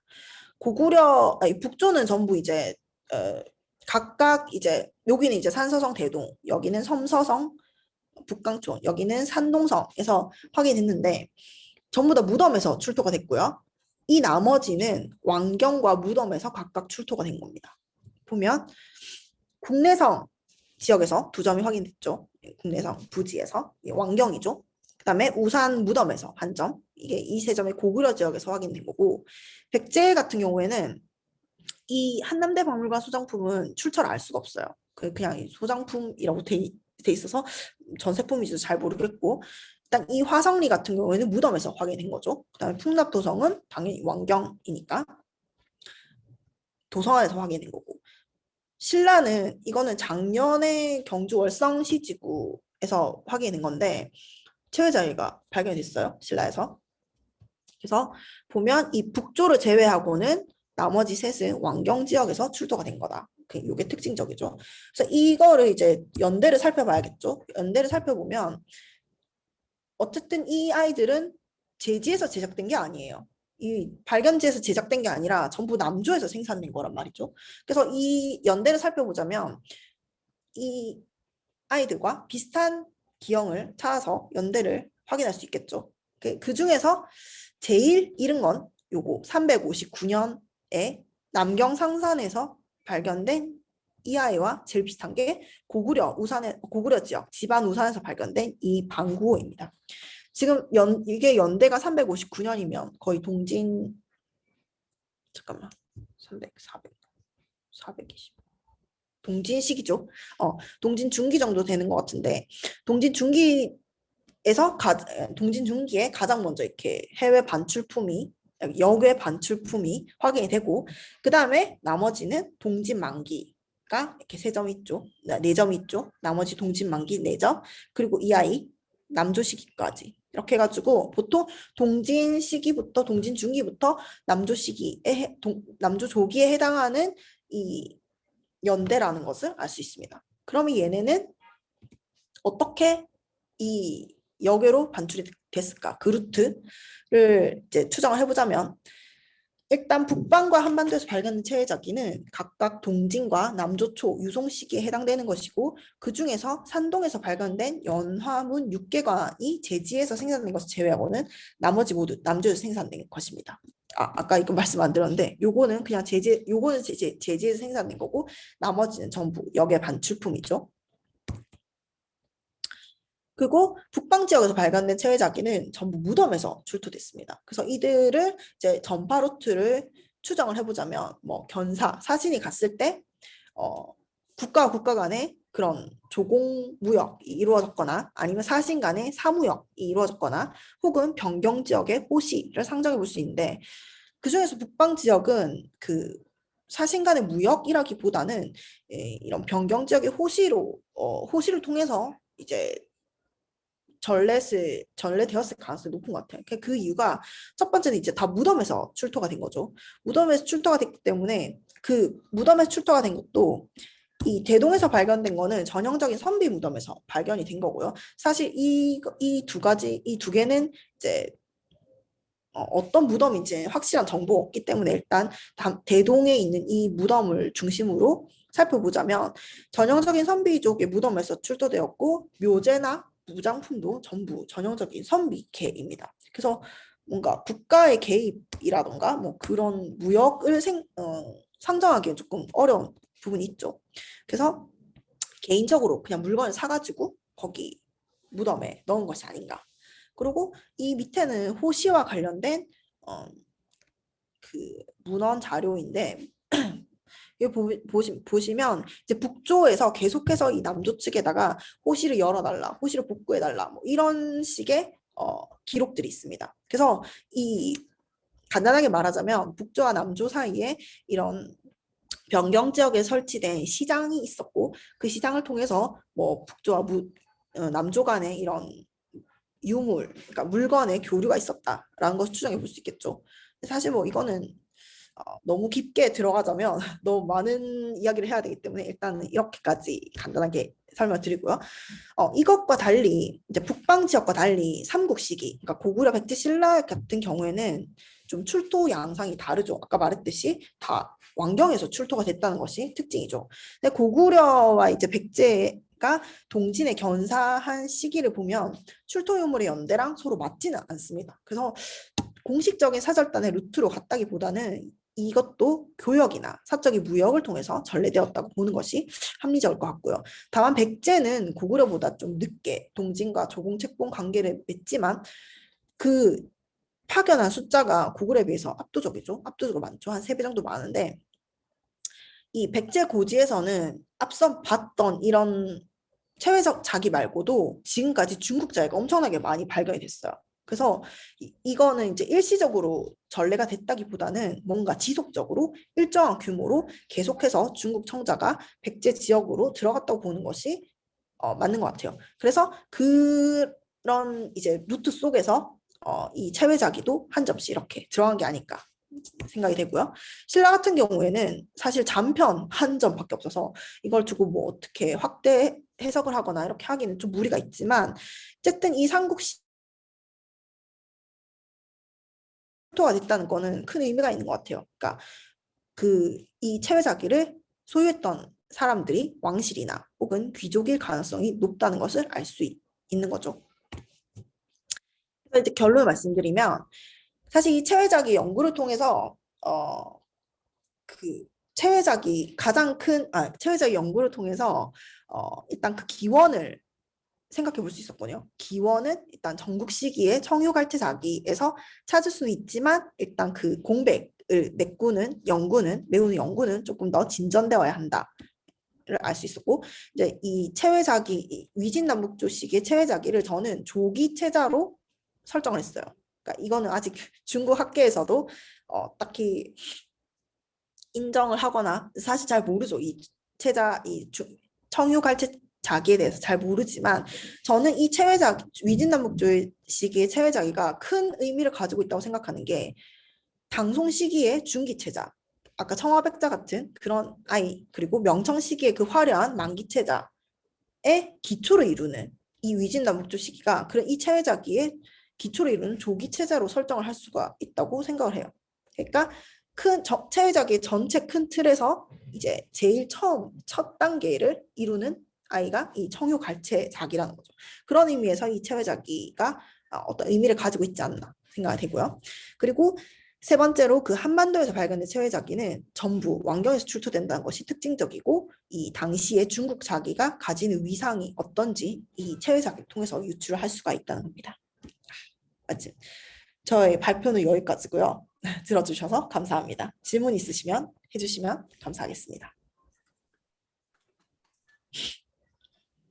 잘 들었습니다. 그럼 김지현 선생님은 여러분 잘 알다시피 원래 석사 논문은 지식대금구로 시작을 했습니다. 그죠? 중국에 가서 이제 본격적으로 자기를 공부를 시작을 했는데 내가 뭐 김지현 선생님 박사 논문 답변할 때 최종 심사 때 이제 들으러 갔습니다. 들으러 갔는데 그때 많은 중국 교수님들이 칭찬을 했던 기억이 나고 그리고 중국에 자기 연구는 많지만 체외 자기는 연구한 사람이 거의 없습니다. 그죠? 그래서 김지현 선생님이 지금 처음으로 체외 자기만을 가지고 단독으로 연구를 진행을 하고 계십니다. 그래서 오늘 뭐 체외 자기뿐만 아니라 원시 자기의 출현부터 해서 위진남북조 체외 자기의 기원 그리고 발전 그리고 체외 자기의 지역성 편년 그리고 그 체외 자기가 중국의 북방 그리고 한반도로 넘어오는 루트 그러한 것까지 전체적으로 배경까지 전체 설명을 해주셨습니다. 그래서 감사를 드리고요. 질문하실 분은 질문을 해주시면 감사하겠습니다. 뭐 제가 알기로 우리 김현주 씨 듣고 있습니까? 씨, 아주 오랫동안 김지현 선생님의 이 발표를 기다리고 있었던 걸로 알고 있는데. 진짜요? 네, 듣고 있습니다. 네. 질문해 주시죠, 김현주 선생님. 저는 지금 신라시대 연유도기로 석사 논문을 준비하고 있는데요. 그래서 김지현 선생님의 박사학위 논문이 저한테 큰 도움이 되어가지고 중국어를 못해서 참 읽기가 힘들었지만 읽어본 기억도 있습니다. 근데 제가 공부하고 있는 부분은 체자가 아니라 유도 부분이어가지고 체자에 대해서는 많이 공부가 부족했는데요. 오늘 강의를 토대로 체자에 대해서 이해를 할 수 있었습니다.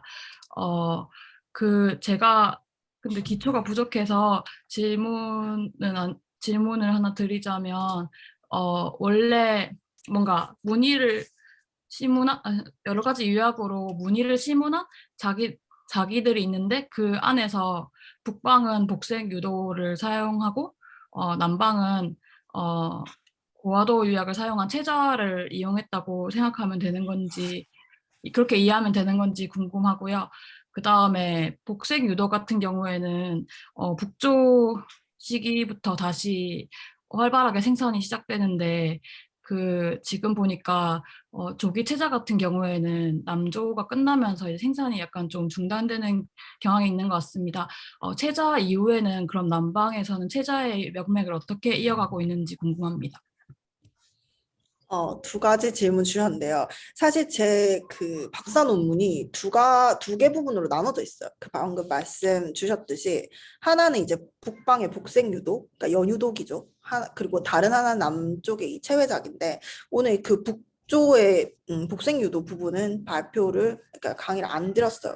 너무 양이 많아지니까.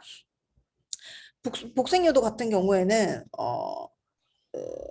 네, 제대로 이해를 하신 것 같아요. 그러니까 남방은 위진 남북조 시기에 남방의 주 생산품이나 주 부장품은 자기죠. 근데 북방의 주 생산품이나 주 부장품은 토기 혹은 연유도기예요. 근데 연유도기도 사실 동한 시기까지 엄청 활발하게 생산이 되다가 위진 시기, 그러니까 서진까지 조위 시기, 서진 시기에는 조금 5호 16국 시기까지 사실 그 생산이 그렇게 많아지진 않아요. 이제 쇠퇴기라고 볼 수 있죠. 그리고 북이시기에 다시 유도가 비교적 활발하게 생산이 되는데 같은 시기를 놓고 비교를 해보자면 남조와 북조를 두고 비교를 해보자면 북조는 확실히 복생유도 생산이 많았고 그리고 복생유도 생산이 주였고 그리고 남조는 체외자기 그리고 자기 생산이 주였다고 할 수 있습니다. 그리고 이 점체자기, 그러니까 청유 갈체자기의 경우 남조가 되면 생산이 끝이 나죠. 근데 남조 이후에 수당 당대에 들어가면 호남 지역에 장사요라고 있어요. 장사요에서 이런 체외자기가 활발히 생산이 됩니다. 그러니까 사실 점으로 장식을 하는 거는 남조식의 끝이 나지만 장사요 혹시 자기 보신 적이 있는지 잘 모르겠네. 그 청색 바탕에 청유 바탕에 엄청 다양한 그림이 그려져 있거든. 시를 쓴 것도 있고 당시를 쓴 것도 있고 뭐 새 그림을 그린 것도 있고 동물 그림을 그린 것도 있고 그게 바로 유화체 자기거든요. 그래서 사실 그 남조 이후에 그러니까 수대의 그 명맥이 이어진다고 볼 수는 없지만 계속해서 생산이 되는 건 아니지만 이제 어떤 공백기를 잠시 가지고 이제 당대에 들어가면 이 장사효를 중심으로 해가지고 체외자기가 또 확 발전을 하게 됩니다. 근데 사실 그 두 개의 연관성은 물론 있을 것 같아요. 제가 연구를 해보진 않았지만 물론 일련의 그런 관련성 있을 겁니다. 근데 어떻게 확실히 이어지고 하는 거는 좀 더 알아봐야 될 것 같아요. 답변 너무 감사드립니다. 네, 열공하세요. 네, 또 혹시 질문 있으십니까? 제가 아까 그 김지연 선생, 저도 질문해도 됩니까? 네, 예, 선생님 해주세요. 고마워요. 아니, 처음부터 들어야 되는데 하는 질문을 깜빡해가지고. 듣고 있는지 저도 중간에 알았습니다. 나중에 그 녹화가 돼 있으면은 내가 복습을 한 두세 번 할 생각입니다. 네. 예, 오늘 강의 고맙습니다. 그 내가 근래에 아주 네. 쉬운 것들인데 이런 질문을 해도 좀 창피해서 해도 되는지 모르겠는데 그 근래 자기를 보니까 우리가 보면은 뒤에서 엎어서 이래 탁 담그면은 저 덤벙이라 해가지고 선이 쫙 일직선으로 나오잖아요. 그죠? 유약이 발리는 게 저부를 네. 빼고부터. 네. 근데 그 부분이 일직선으로 되는 것 말고 그게 그냥 약간 불규칙한 파상처럼 해가지고 이게 밑에 돼 있는 경우는 어떤 식으로 하는 거예요? 그 다부스로 그리는 유학입니까? 그거 하나 하고요. 그런 게 네. 있어가지고 원래 가지고 엇가가 했던 적이 있고 네. 방락된 건지 이치적으로 보면 많이 방락된 것 같지 않은데 또 하나는 아까 전에 설명할 때 유학 발언은 뭐 유화체라든가 뭐 그 유상체 등 이런 세 가지를 설명하셨는데 그 세 개의 그 뭐 유행 시기라든가 이런 시간적 관계에 대한 설명이 조금 보완이 되었으면은 뭐 좀 좋겠다는 생각을 좀 폭넓은 범위에서 자기의 폭넓은 범위에서 그 세 기법에 대한 이야기를 조금만 들었으면 좋겠습니다. 이상입니다. 네, 들어주셔서 감사합니다, 선생님. 일단 첫 번째 질문은 이제 그 파상문처럼 이렇게 돼 있는 유약이 이렇게 발려져 있는 그거 말씀하신 것 같은데 그 덤벙기법이라 그래서 이 기물 자체를 이렇게 유약 전체 통에 폭 담가서 빼면 이렇게 한 줄이 이렇게 생기는 거. 그게 이 덤벙 기술로 시유를 한 거죠. 근데 이 파상문은 어떻게 생기는 거냐면 그 각도를 달리해서 집에 밥그릇이 없네요. 이게 밥그릇이면 이런 식으로 담궈서 시유를 합니다. 그러면 이렇게 안 보이는데 이거 아니 내만 안 보이나? 선생님은 안 보이시는 것 같은데요. 그렇습니까? 혹시 안 보이시나요? 카메라. 됐습니다. 내가 안 봐도 뭐 다음에 그 녹화된 걸 보든지 하겠습니다. 근데 아니 이게 한 번만 있는 게 아니고 약간 불규칙한 파상문이 여러 번 이렇게 파도치가 있기 때문에 여러 번 파도치 있습니다. 갱사가 한쪽으로만 있는 건 아니고. 그러니까 그 그릇을 잡고요. 네. 각도를 달리해서 한 면씩 이렇게 찍으면 이게 파상문이 여러 개가 물결처럼 나타납니다. 여러 번 하면서 그 약간 더 높은 데를 만들어낸다는 이야기네. 예, 알겠습니다. 고맙습니다. 네.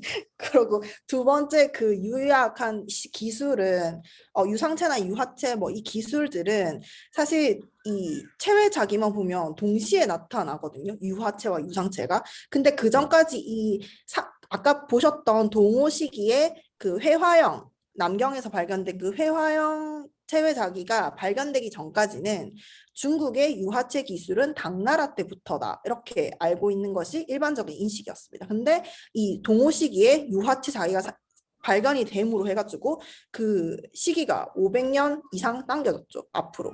그래서 사실 유화체랑 유상체는 동시에 썼다고 보여지는 것 같아요. 적어도 이 체외자기만 본다면요. 왜냐하면 이 체외자기 상에서 유상체와 유하체 기술이 동시에 확인이 되고 있거든요. 그렇기 때문에 나중에 뒷시기 자기는 뭐 물론 다르겠지만 앞시기에 이 체외자기만 본다면 이 유상체와 유하체 기술은 동시에 사용되었다고 볼 수 있습니다. 당연히 뭐 유중체나 뭐 유상유화 결합체 같은 경우에는 나중에 한참 뒤시기에 뭐 명청대 시기에 나오는 기술이라서 그거는 아예 뒤쪽 시기에서 쓰여졌다고 할 수 있지만 적어도 유상체나 유화체는 이른 시기에는 동시에 사용되었다고 보시면 될 것 같습니다. 그거 말고도 여러 가지 기법이 또 더 있네요. 아, 네. 예, 잘 처음, 알겠습니다. 네네네. 처음, PPT 처음 부분에 그게 있었거든요. 죄송합니다. 역시 아닙니다. 알겠습니다. 예, 알겠습니다. 찾아서 네, 복습하겠습니다. 고맙습니다. 네, 감사합니다, 선생님. 네. 그리고 여러분 김지현 선생님 아까 설명할 때 계속 그 자기의 개라고 하셨는데 아, 이 그걸 몰랐구나. 되셔가지고 이 개라는 게 우리가 좀 귀입니다, 귀. 요거 말하는 거예요. 혹시 예, 보이나요? PPT. 예. 요게 개입니다. 예. 그렇습니다. 예, 또 이게 질문. 경상도 사람이라 발음이 좀 후집니다. 죄송합니다. 또 질문 하나만 더 해도 될까요? 네네네. 저도 월성 CG고 보고서가 최근에 나와서 봤었는데요. 그때 테스트 피트에서 아까 보여주신 그 체외자기 한 점이 나왔었는데요. 보고서에는 이 체외자기를 발해 연유독이라고 기술을 했더라고요. 그래서 선생님께서 이 연유독기가 아니라 체외자기 편을 체외자기라고 생각하시는 판단하시는 이유를 제가 알고 싶고요. 그 다음에 제가 연유도기를 공부하면서 뭔가 궁금했던 점이 있었는데, 그게 바로 갈색제로 대부분 다 산화동이나 산화철 같이 녹색이나 갈색을 주로 이용하는 것 같더라고요. 근데 당삼체 같은 경우에는 그런 엄청 화려하게 다른 색을 많이 쓰는데 다른 나라에서는 대부분 제일 많이 사용되는 게 녹색 혹은 갈색인 것 같아요. 그래서 혹시 이 발색제를 선택하는 데 있어서 녹색이나 갈색을 주로 많이 사용하는 기술적이나 아니면 경제적인 이유가 있는 것인지 궁금합니다. 지금 보니까 채자 같은 경우에도 갈색을 주로 많이 사용하고 있는 것 같습니다. 네, 이 두 가지입니다. 그 첫 번째 주신 질문은 그 월성에서 나온 이 편 말씀하신 거죠? 이게 일단 저는 이걸 자기로 보고 있거든요. 그리고 자기로 보는 이유가 첫 번째가 이 테토가 붉은 것도 보이지만 약간 백색의 테토도 보이고요. 그 다음에 이 기벽도 엄청 얇습니다. 그 유약을 보면 빅렬이라 그래서 뭐 이런 식으로 약간 이렇게 소성할 때 이렇게 금처럼 이렇게 실금처럼 가 있는 것도 보이죠. 그래서 얘는 근데 제가 이거를 이제 자기로 보는 이유는 테토와 유약 이 두 가지에서 보는 거고 연유독이라고 하면 점토로 만드는 게 연유독이죠. 그래서 이 테토 색깔이 이거보다 훨씬 더 붉은색으로 나올 거고 사실 연유독이 기벽도 좀 약간 두꺼운 편이고요. 유약 색깔도 이런 색이 녹황색이라 그래야 되나? 황녹색이라 그래야 되나? 이런 색깔이기보다는 좀 진한 녹색 혹은 진한 갈색 이런 색깔들이 많죠. 발에도 연유도기가 나오는데 거의 당삼체와 같은 시기이기 때문에 뭐 그 색깔 쓰는 것들이 다 비슷비슷해요. 근데 이런 자기의 유약 색깔과 비슷한 색깔은 거든요. 더 노랗거나 더 초록색이거나 이런 식으로 되겠죠. 그리고 일단 거기는 복색 유도가 없어요. 발의 그 연유도기에는 복색 유도가 당삼체 같이 그 유약을 막 이렇게 여러 가지 색깔로 사용한 건 있지만 복색 유도 잠깐 아니 복색 유도가 없는 게 아니라 아무튼 뭐라고 해야 되지? 아무튼 저는 이걸 이제 연유도기보다는 이제 자기로 보고 있는 거고요. 그리고 아까 말씀 주셨던 당삼체 중에 왜 한국이나 일본에서 나타나는 당삼체에는 파란색 유약이 없느냐, 코발트를 사용한. 당시에 그 코발트는 당에서도 직접 만들어 쓰는 게 아니라 서역에서 가지고 오는 원료였어요. 그래서 좀 어떻게 보면 귀한 수입품이었죠. 그래서 그 코발트를 사용하려면 무조건 그 서역에서 코발트 원료를 가지고 와서 만들었어야 됐고 당연히 한국이나 일본에서는 그 코발트 원료를 구하기가 어렵겠죠. 그래서 이 파란색이 들어간 뭐 나라 삼체, 신라 삼체에는 파란색이 들어간 게 거의 없어요. 대부분 녹색 아니면 황색이죠. 이 녹색이나 황색이나 혹은 갈색, 뭐 청색 다 같은 원료로 만드는 거예요. 대신 이 색깔이 왜 다르게 나타나는 거냐면 들어가는 철분 성분의 비율이 달라서 이렇게 색깔이 다르게 나타나는 거예요. 색깔이 철분이 많이 들어가면 갈색, 철분이 적게 들어가면 청색 이런 식으로 나뉘거든요. 그 사실 같은 계열의 색깔이라고 보시면 돼요. 그렇기 때문에 그 청자 이 체외자기도 이 갈색과 청색을 쓰는 이유가 사실은 같은 계열의 유약이지만 그냥 성분만 다르게 해서 색깔을 다르게 냈기 때문에 이렇게 같은 색깔이 나오는 이렇게 같은 기물에 이제 색깔 두 개를 같이 넣어서 만드는 거고요. 그리고 그 당삼체에 나오는 그 유약제도 비슷해요. 네. 그 성분을 달리해서 색깔을 다르게 한 거기 때문에 어떻게 보면 이제 똑같은 원료로 색을 다르게 나타낸 거라고 볼 수 있죠. 네, 답변 너무 감사합니다. 네, 또 혹시 뭐 저희가 5시까지죠? 5시까지인데 한 지금 10분 정도가 남아 있습니다. 뭐 한두 분의 질문을 더 받을 수 있을 것 같은데 혹시 질문 있으시면 뭐 개의치 말고 해주십시오.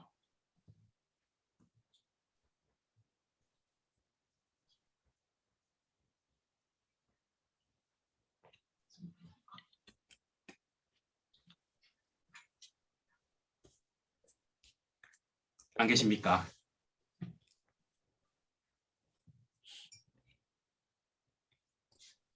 시간 아까워요. 10분 뭐든지 질문 좀 하세요. 보시는 거 질문 좀 하세요. 뭐 그러면 제가 하나 해도 될까요? 네. 이 체외자기랑 크게 관련이 없는데 그 네. 이전 선생님 아마 아실 거예요. 근래에 그 마리산에서 나온 거 네. 그 내가 연암은 연암우만 그 요새 뭐 이야기가 좀 있는 것 같은데 거기에 대해서 좀 생각하고 계신 게 있습니까? 근데 그거를 홍주요 제품이라고 보고 있더라고요. 이게 뭐그 그죠? 강서성에서 나온 홍주요 제품이랑 비슷하다고? 근데 제가 얼마 전에 봤는데 홍주요 말고 다른 지역에서도 그 연암은 자기가 확인이 됐더라고요. 지금 어딘지는 했는데 그래서 그거를 원산지를 알아보려면 조금 더 많은 자료를 보고 확인해야 되지 않나 생각이 듭니다. 단순하게 그 홍주 물론 그 연암은 음각된 게 더 많이 된 건 사실이에요. 근데 아까 제 발표에도 아까 있었던 것 같은데 잠시만. 완.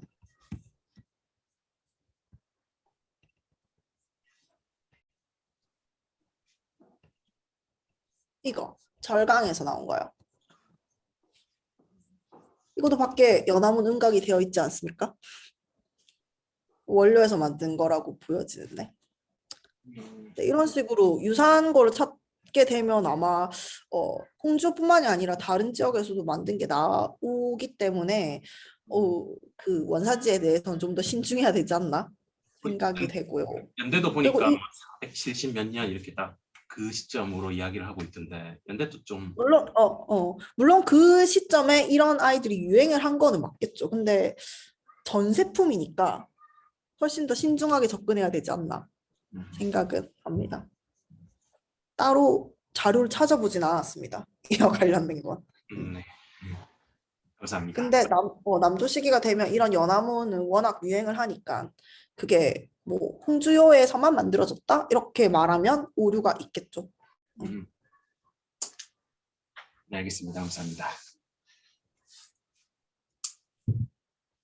그런데 그 자기를 보면은 원래 저쪽에 사다모리 선생이 도질토기 백제토기를 편년할 때 원래 그 자기의 그 479년인가 400 아까 하나 연대가 하나 있죠, 그죠? 그런 네. 식이고 그거를 참조해 가지고 연대를 그 비정을 했었거든요. 백제 몽촌토성 편년하고 할 때.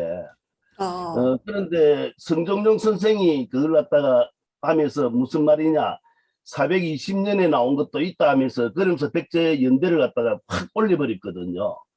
근데 이번에 나온 애들은 딱 보면은 420년대 그 하고 470가로가 연암문 표현 방법에서 확실히 차이가 나고 누가 보더라도 다 차이가 나는데 지금 현재 나온 거는 아까 479년가 늦은 시기에 나온 거하고 그 모양이라든가 문양 그리는 거 막 거의 같은 공연했을 정도만큼 내가 보이니까 거의 비슷해요. 좀 말을 하자면은.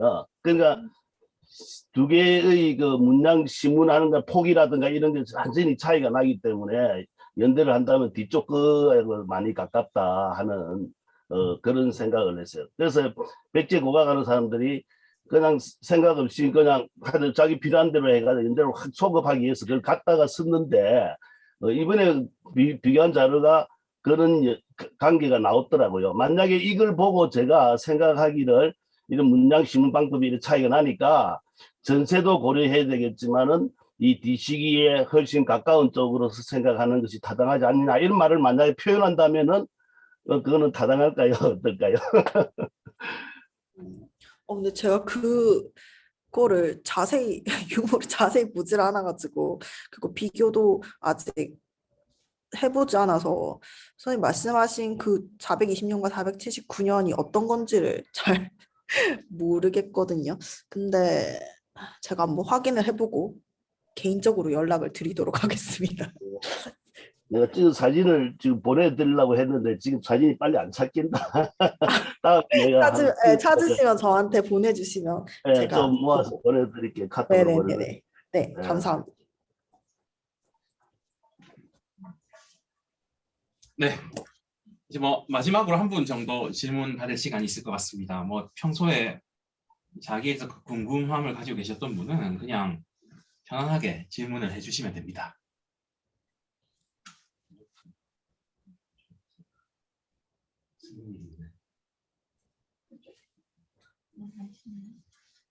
혹시 그 정주대학의 조옥병 씨는 연구 방향이 어떻게 됩니까? 说中文 왜요? 한국어 못해요? 对 뭐지? 老师好，你好，你好。韩语不好，韩语不好，韩国我说你听得懂吗？听不懂，只能看懂。就是光看了 PPT。对对对对对。你是研究方向是什么呀？我是做那个中国南方那个土墩木，就是两周那个，然后还是到前边的。对对，就是那个原始词，也涉及到一些，也涉及到一些词系吧，就比较早。但是对那个原始词其实听了一点点，听懂一点点。然后现在是准备往后就是延伸一下，就是到那个两汉。看就是想写这种转变，这种。还是光看那个墓葬吗？还是也得看个相片？主要是墓葬嘛，因为那边遗址还是少一点。可以可以。好，行，谢谢老师。没事没事，下次见。那么 요약하자면 금방 조옥병 선생과 이제 번역해줘. 무엇인가 연구 방향이 무엇인가 이 부분에서 이야기를 했습니다. 자, 우리 서미미 선생님, 서미미 선생님.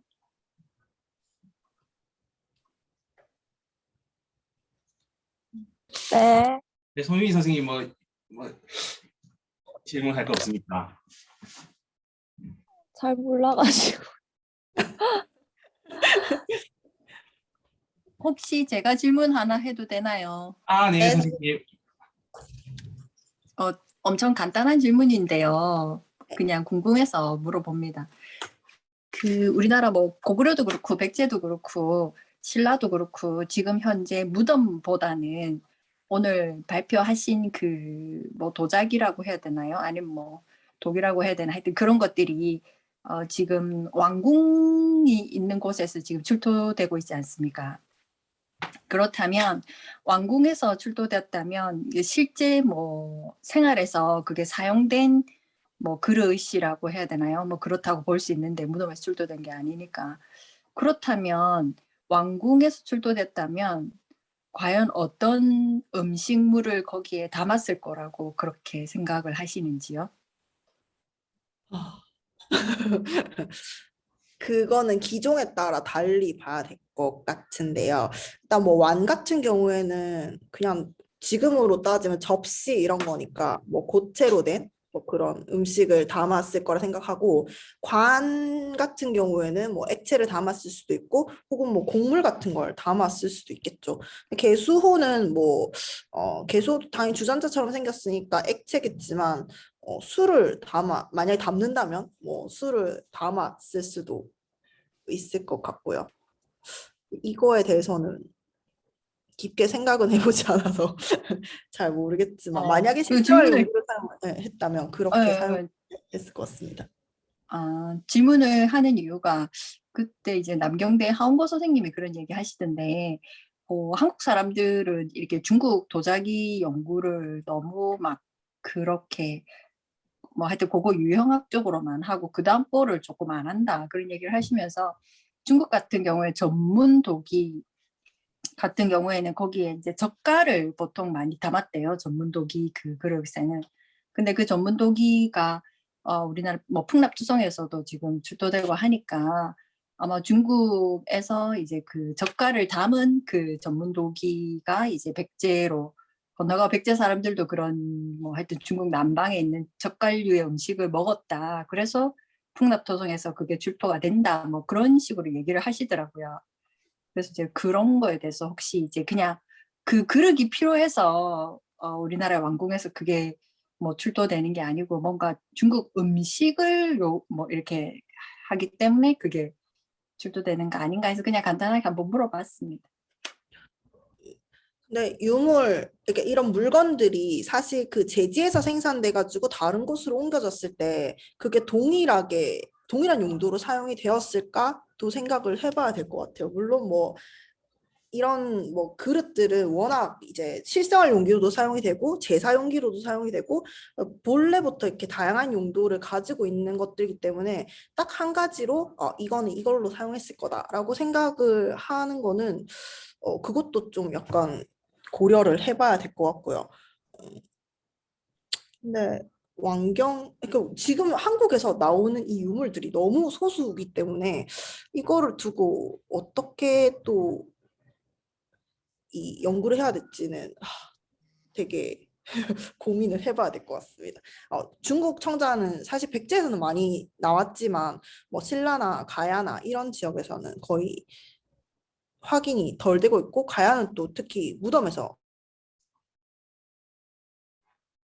사용이 되었을 가능성이 좀 높을 것 같긴 한데, 왕경 같은 경우에는 아무래도 생활 유적이니까 실생활용으로 사용되었다고 보는 게 맞을 것 같고, 그 와중에 이제 이거를 구체적으로 어떤 식으로 사용을 했을까 이거에 대해서는 좀 더 많은 연구가 필요할 것 같습니다. 쌤이 말씀 주신 것처럼 한국은 너무 이제 고고학적 그리고 또 형식 분류에 치중해서 연구하는 게 대부분이기 때문에, 그게 아니면 아예 미술사 쪽으로 연구를 하는 게 대부분이기 때문에 좀 더 이런 문헌사와 관련해서 혹은 뭐 민족지 자료와 관련해서 이런 연구들이 확실히 필요한 거 맞는 것 같아요.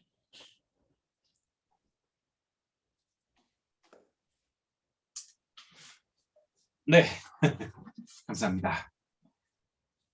예, 뭐 시간이 지났습니다. 오늘 발표해 주신 김지현 선생님 너무 감사드리고, 그리고 질문해 주신 우리 김두찬 안경 선생님 감사드리고, 여러 학생들 좋은 질문 해줘서 감사합니다. 그래서 오늘의 강연 여기까지 하고, 또 금요일 날 저희 강연이 2건이 또 잡혀 있습니다. 네, 여러 학생들 금요일 날 또 참여를 해주시면 되겠습니다. 김지현 선생님께 박수 한번. 감사합니다. 오늘 들어주신다고 고생하셨어요. 그러면 다음 기회에 뵙겠습니다. 감사합니다. 잘 들었습니다. 감사합니다. 혹시 질문 있으시면 언제든지 사적으로 연락해 주시면 됩니다. 알겠습니다. 감사합니다. 아니 전화번호가 똑같은가? 한국 전화번호 쓰는가? 아, 저 한국 번호 없어졌어요, 선생님. 카톡으로 연락 주시면 됩니다.